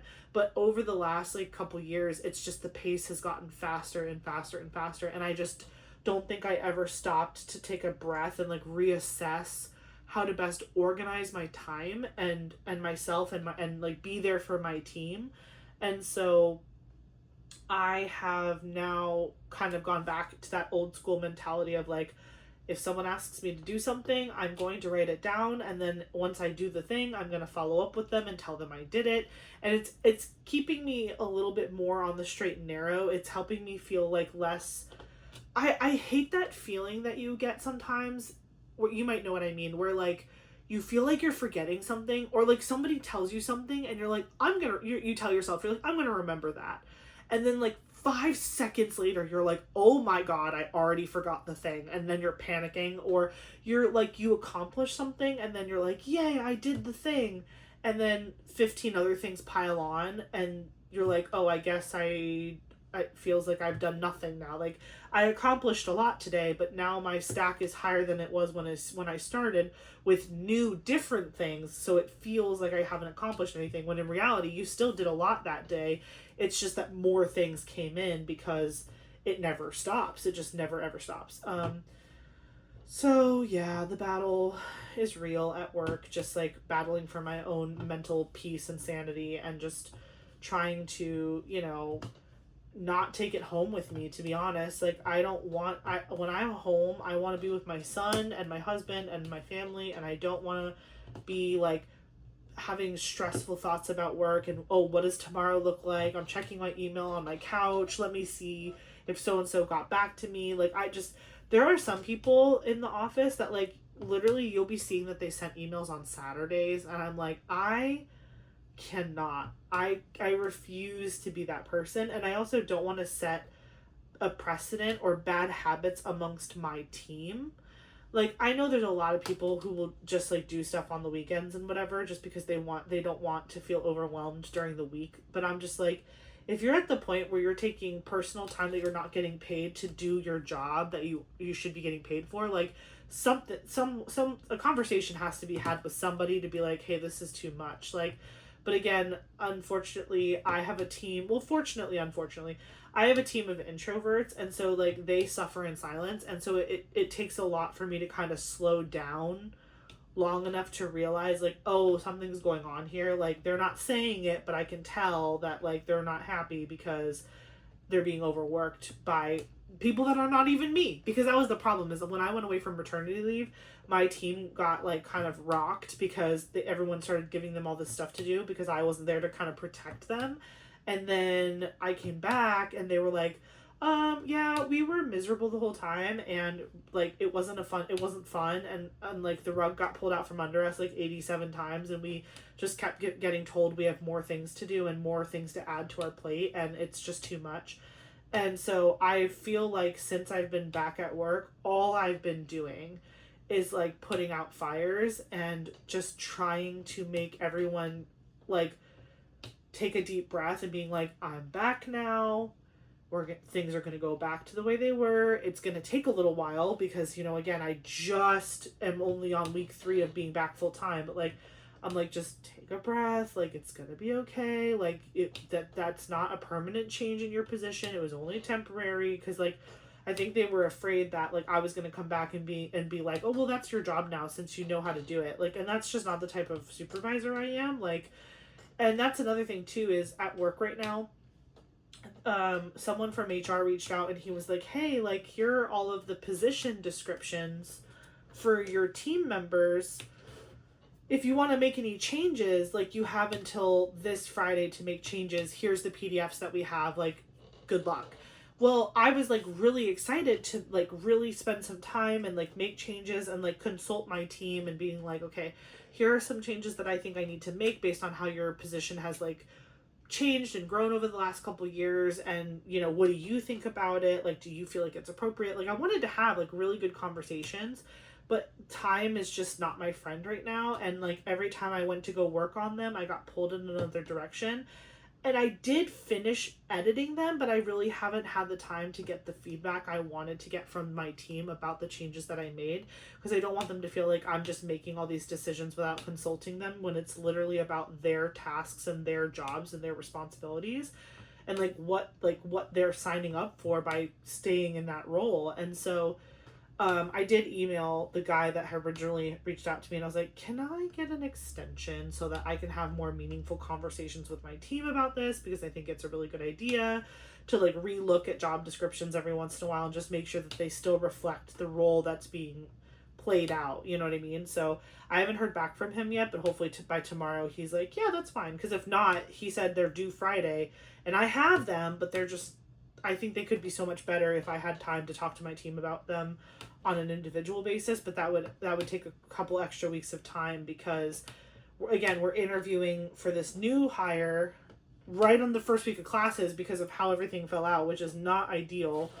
But the top 3 candidates, we have 2 people interviewing on the first day of school, and then the third and final person is interviewing like the week after, which I think is Eric's birthday week. I think the Thursday of his birthday week is when the other person is interviewing. So it's just busy. I will say though, like during my pump breaks at work, I do stay in my office because I have a sliding door, so I can like it's like an executive cubicle, so it's still a cubicle, but it has a door. So I close my little slidey door, and I'll be like pumping in my office, and again I put my do not disturb sign on, and nobody bothers me. No one bothers me. But while I'm pumping, I'm technically on a break. Like I don't have to keep working. I'm supposed to be like on a break, but I don't know how to sit still because I'm a menace. So what I've been doing lately is trying to like check off little things. Where is this color? Sorry, I can't find J. Is this J? Oh, I found J. Sorry. I'm trying to like check off things where it's like little tasks that I can do online that I told Eric I would do, but I just haven't had time to do. Like, for example, I told Eric that I wanted to call the vet and schedule an appointment with the vet last week, but I never got a chance to. And then when I finally ended up getting time to call the vet, they were like, oh, it's walk-ins only, and you can only do it from like 9:30 to 2 p.m. And I was like, and not on Saturday at the location I wanted to go to. And I was like, okay, yeesh. So, but like I just feel like during my little 30-minute breaks at work, that's when I've been kind of checking things off of my personal to-do list. And where I will toot my own horn, okay, I will be tuning my own horn, because I set up, well, in conjunction with Eric's stepmom and dad, set up like a bunch of really good like money saving accounts for Eli and for Eric and I. So like while I was on a break at work, I set up me and Eric a high yield savings account, which I've been wanting to do for so long. And again, it's a very easy task, but it's just one of those things where it's like you push it off and you push it off and you push it off, and then you feel guilty because you have money in your bank that's sitting there not making any money, and it could be, and it's like a circle, and round you go. So finally I opened a high yield savings account for me and Eric, which was exciting. And then also I opened the Trump account for Eli. And if you're not familiar with that, basically, I don't know like all of the drudged details, but basically, regardless of if you are a Republican whether you are a Republican or a Democrat, I feel like this is a bipartisan thing, right? You know, we want to help our children build generational wealth, and that is very hard to do in today's economy, and everything is so expensive. And so the fact that the current administration was able to create a way for babies born in the last, like, I think it's 25 and 26 or whatever, like, they basically are able to give you seed money for a brokerage account for your child to basically on day one start saving money. And you don't even have to put any, like, they gave us $1,000 for free to invest for our child, the government, the Trump administration, whoever you want to give credit.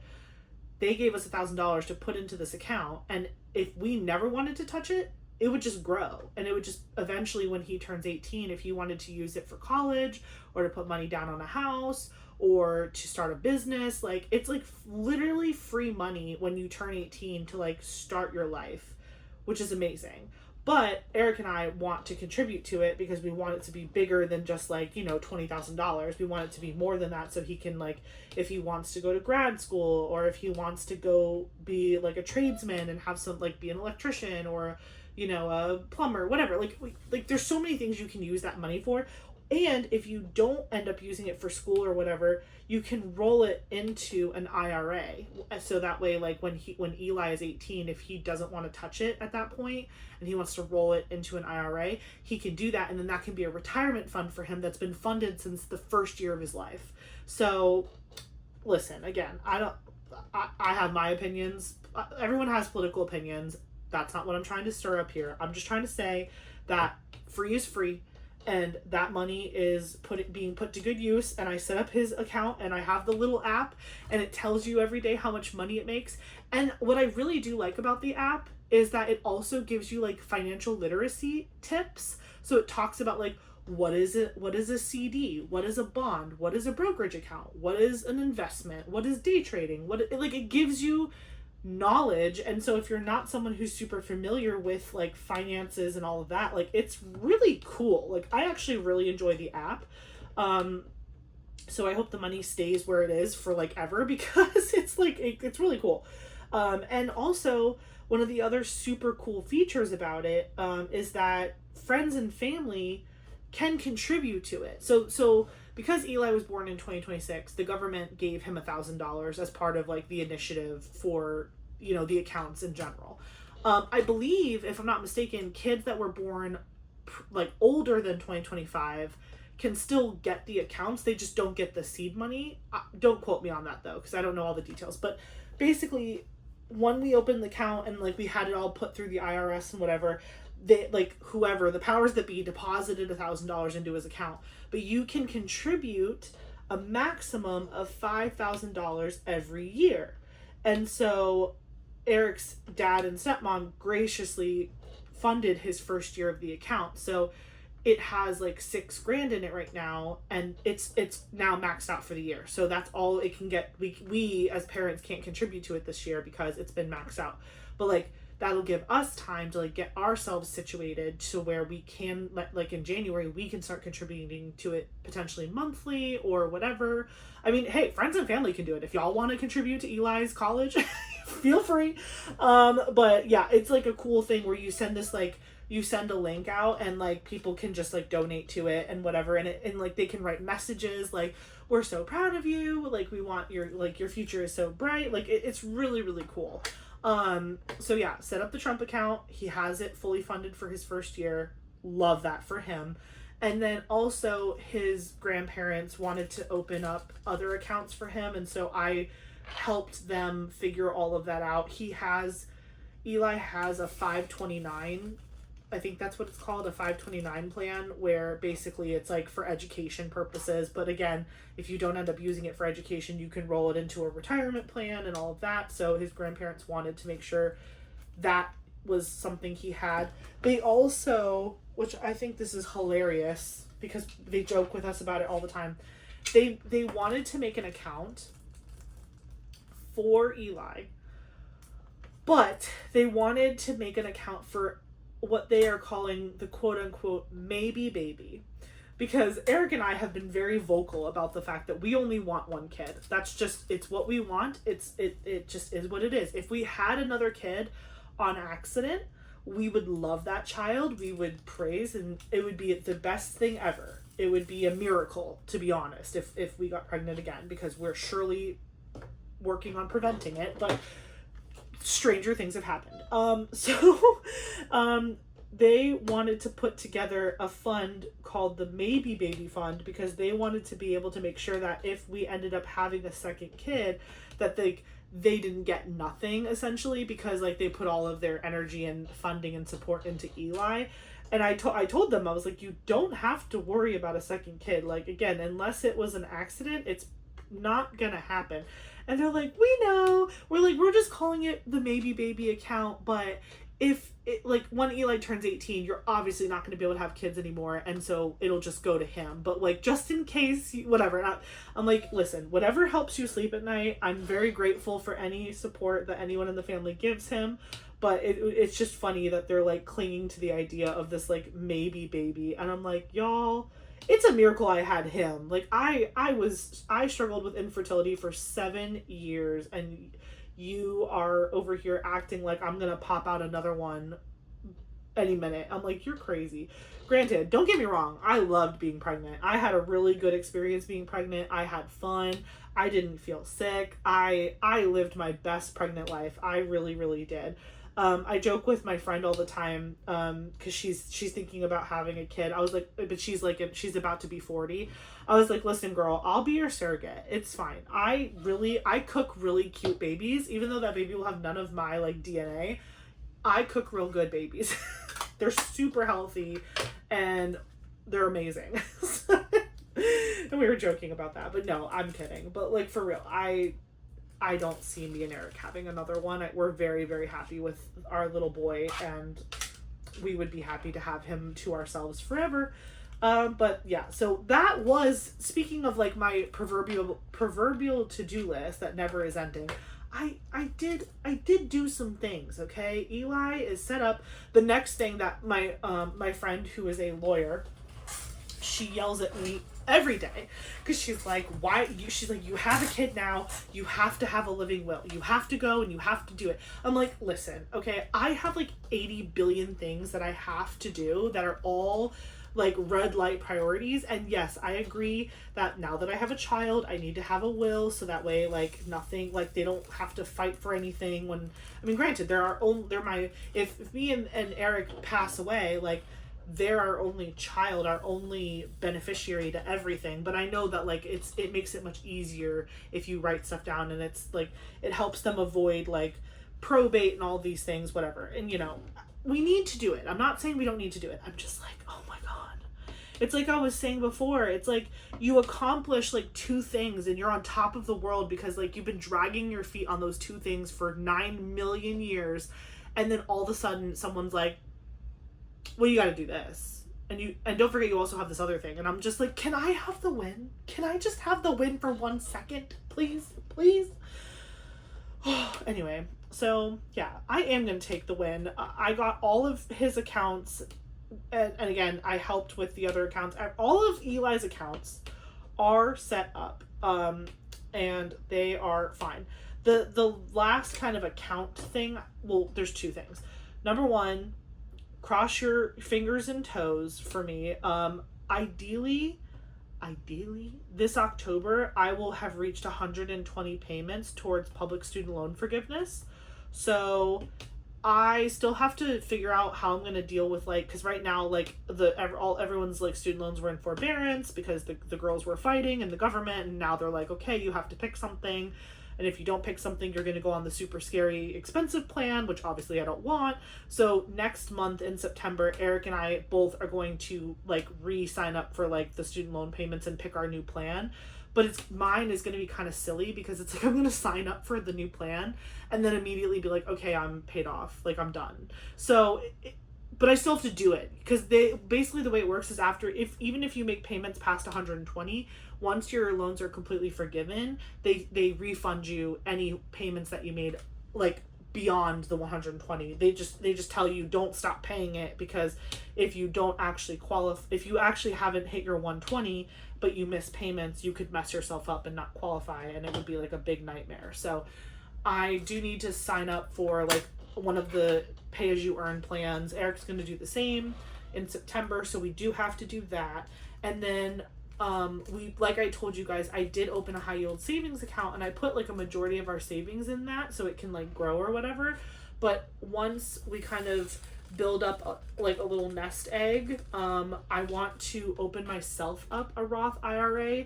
We have one for Eric because his family opened it up for him, and then we fund it and we try to throw money at it every once in a while, but I don't have one. So I obviously have whatever my retirement is going to be through my job, and then, you know, we're all crossing our fingers that Social Security is still around.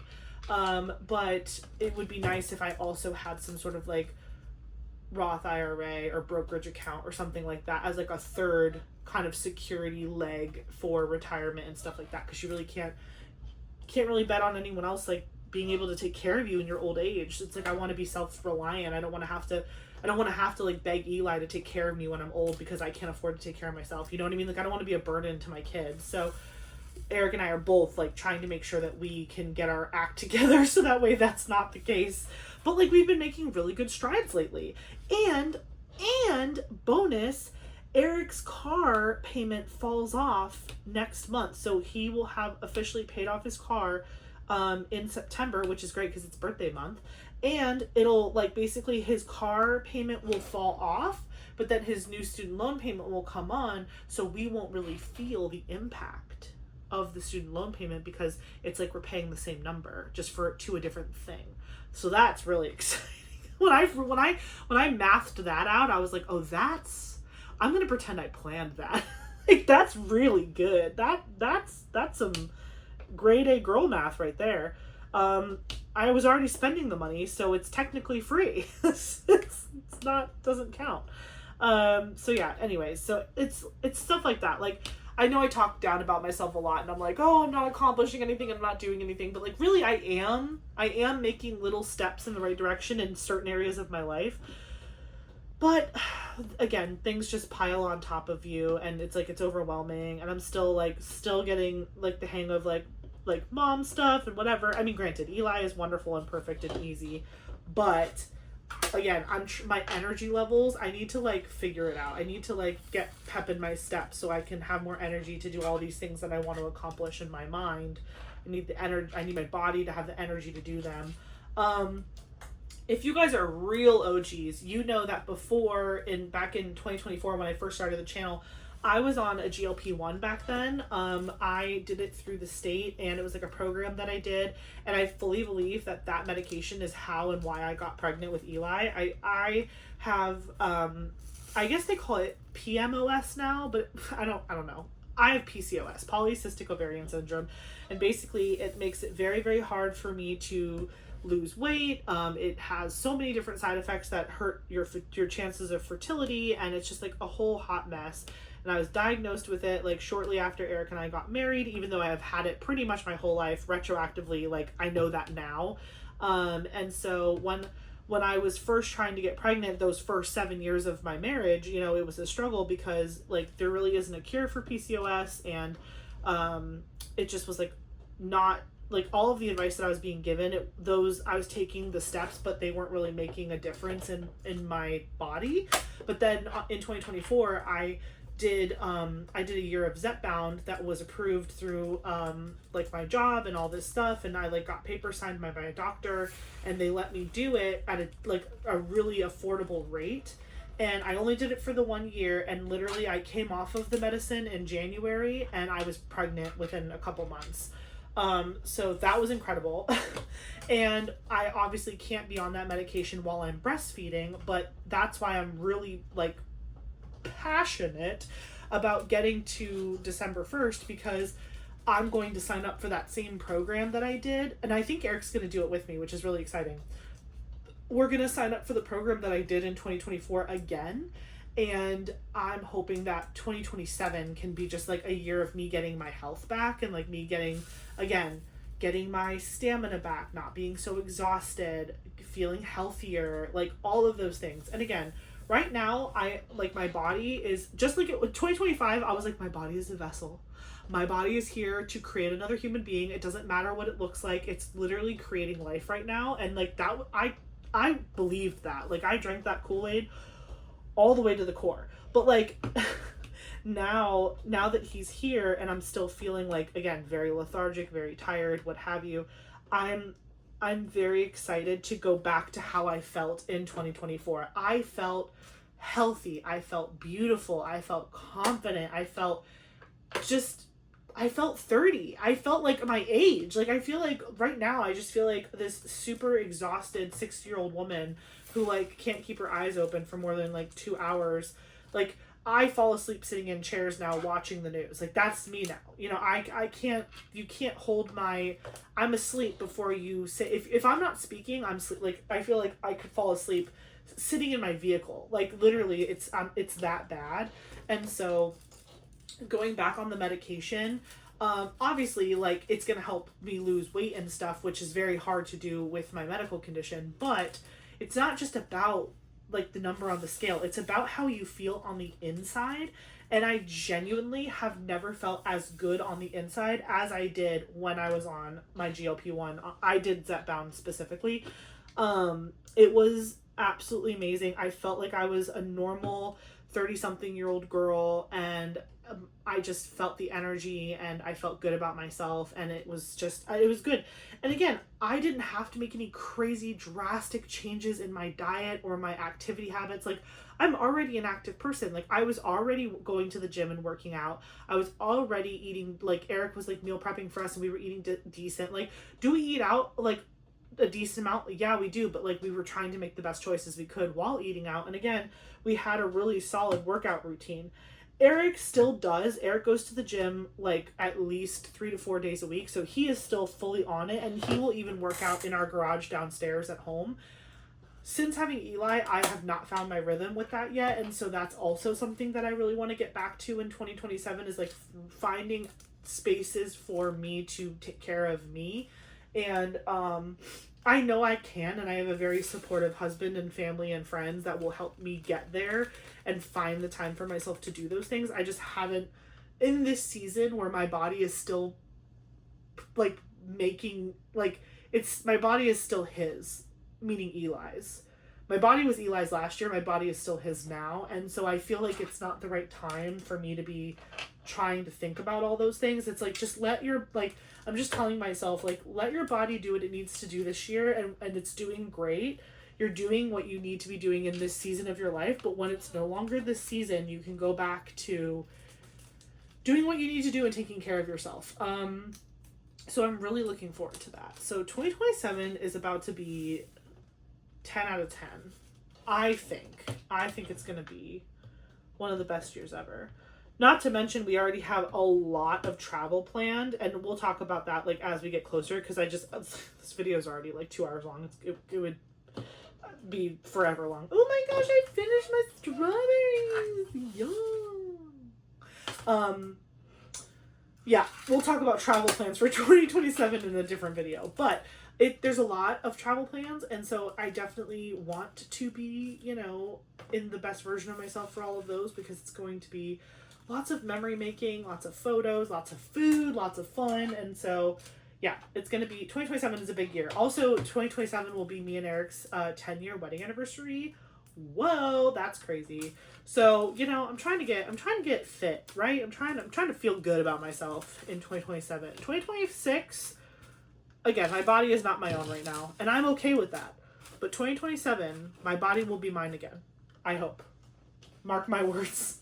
I did not finish the oranges. I only put down the 4s because I made a mistake with the bag situation, but I did finish my strawberries. And Eli, by the way, loves the strawberries. He makes a face when he eats them as if he doesn't like the strawberries, but he actually does like them, because we basically like had a big carton of strawberries and Eric blended them, but he didn't add any thickener to it. Like, I should actually tell him to try to do it again with like peanut butter, because Eli's not allergic to peanut butter, but like it needs some sort of thickening agent, because he basically made like strawberry juice. And so we were trying to spoon feed it to him, and he was like confused why we were giving him a spoon of like liquid. So then I actually just like tilted the jar in his mouth, and he was drinking it, and he was so happy. So we basically gave him like strawberry juice, and he was really into that.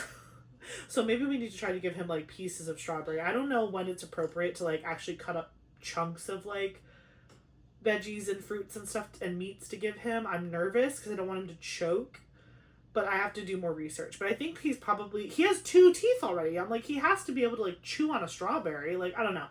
I'll look into it. But we have our strawberries and they look so delicious. This is like, that really looks like a really healthy, red, delicious strawberry. So we only have one more mini dazzle in the fruits category to finish this and put it in the done pile for our bracket.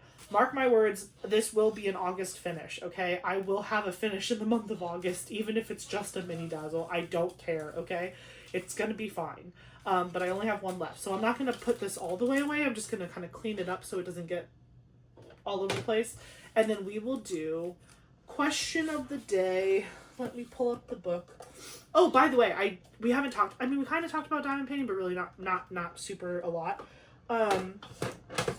I did buy, okay, you know I'm not a mystery box girly because I just hate when like I get nothing that I like and I have to destash like 3 to 4 kits that like, it's not that I don't think they will destash, it's just the process of like making the post, taking the pictures, getting the shipping, like it's just a lot of work. It's a lot of work, okay? And I don't love doing it, but I do it because I don't want it to encroach on my space because I have a little destash pile, and when that pile gets too big, I get like anxiety because I'm like, I have a bunch of kits in my stash that are not really part of my stash, you know what I mean? So, but when the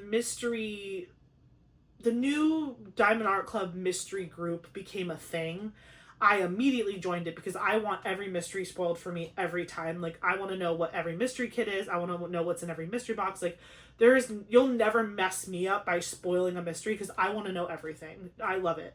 So, they were dropping hints about a particular artist, and I don't want to say too much because if I don't know who knows what, but there was a particular artist that was thought to have been in this newest, I think it's box 23 if I'm not mistaken. And I panicked and bought 2 because I was like, I don't want to have to fight the D-stash groups to purchase this canvas if I don't do the box, if I don't buy it, I don't have a chance of getting it. So I'm guaranteeing myself that I have to hunt it down in a D-stash group, and I don't want to pay an exorbitant amount of money for it. So I bought 2 boxes. I'm probably going to end up destashing like every single canvas, and I'm going to be so aggravated by that fact. But if I can get the canvas I want out of this box, it will have been worth it, okay? So once the boxes arrive, we will do a full video dedicated to unboxing my 2 box 23, I think, box 23 mystery boxes, and we'll pray that I get super heavy hitters because I don't think I've ever gotten like a grand slam out of a mystery box ever, and I keep swearing off of them. Every time I do one, I'm like, I will literally never do this again, and then they tease me with artists that are like must-haves. So I'm like, you know what, I'm not a fan. Okay, I'm just gonna do one of these. I'm gonna go like this. Okay, what was some of the best news you ever received? I mean, obviously that I was pregnant. Well, to be fair though, like, that wasn't like news I received. Like, nobody came and told me I was pregnant. Like, I found out I was pregnant because I took a pregnancy test. So, it does say good news, right? Yeah, best. I was like, wait, did it say bad news? What was some of the best news you ever received? This is question 711, which is a cute number. Great Slurpees. Okay, well, obviously, again, being pregnant, that was great news. What other excellent news did I receive? I mean, I don't know. I feel like, I don't know. Getting raises, I like throughout my career, anytime I was told I was getting a raise, that's some of the best news I've ever received. I'm trying to think. That my best friend was pregnant, that was some of the best news I ever received. I was so happy for her at the time. I was like squealing like a pig. And then when she told me it was twins, I lost my mind. She had the audacity to tell us in a restaurant, and I was like screaming like a banshee in Olive Garden. Was it Olive Garden? Or was it Carrabba's? I don't remember. We were in a restaurant and I was screaming, and everybody was like, get her out of here. Which is funny because when I told my best friend that I was pregnant, I also told her in a restaurant. We were at Texas Roadhouse, and she was screaming, but it was Texas Roadhouse, which is it's a much more appropriate place to scream, so because it's so loud in there. Best news you have ever received. You want to know what? Since we've been talking a lot about money on this, randomly we've talked about money a lot on this video.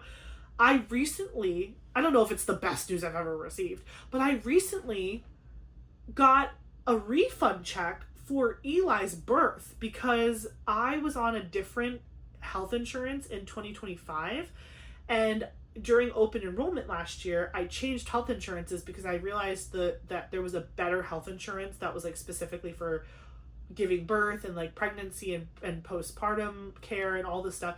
So I switched. So in January, I started my new insurance, and I was only going to have to pay $250 to give birth to Eli because all they charge you is a hospital admittance fee for like emergency care, and then that's it. Everything else is covered. So I'm thinking I'm going to walk out paying $250 to have my son. But in reality, because I prepaid under my old insurance, they did this like global pregnancy bill where I paid like something like $900 something back in October of 2025, and that money was supposed to cover all of my prenatal care, the birth experience, and those like two postpartum appointments that you have to like check on you after you have the baby. And because I no longer was covered under their insurance after like January 1, they had to refund me for all of that like money I gave them for appointments I didn't have and didn't use under that insurance. So I ended up getting like $500 something sent to me, and I was like, thank you for paying me to have a baby. And it was really exciting. It was just very exciting. Yeah. I'm probably missing some really important things information that I've received in my life, but those are the ones that are coming to mind at the moment. Obviously, again, finding out I was pregnant was the best information I could have literally ever received in my entire whole life. So that's going to be my answer, even though I found out from a pregnancy test and nobody like announced it to me. But anyways, thank you so much for watching this video. I hope you enjoyed it. Thank you for being with me while I diamond painted for the first time this week. I finished my strawberry from the Fruits Mini Dazzle set, and I only have the orange left to go, and I will definitely make sure that that gets finished before the end of August, and hopefully I will have started on either diner food or sweet treats. I am planning to hang out with some friends this weekend, and I'm going to bring one of these with me, so let me know in the comments which one of these you think I should bring and start working on next. Should I do sweet treats next, or should I do diner foods next? I'll let you guys decide. If you are a member of my channel, I will be posting in my like community tab soon about drills and chills and figuring out what canvas I want to kit up for that. I will probably end up kitting up whatever the choice is for that before I kit up this. I'm definitely going to finish this kit up because it's halfway done, but I'll probably kit up a drills and chills canvas before I kit this one up, and then I will kit this one up.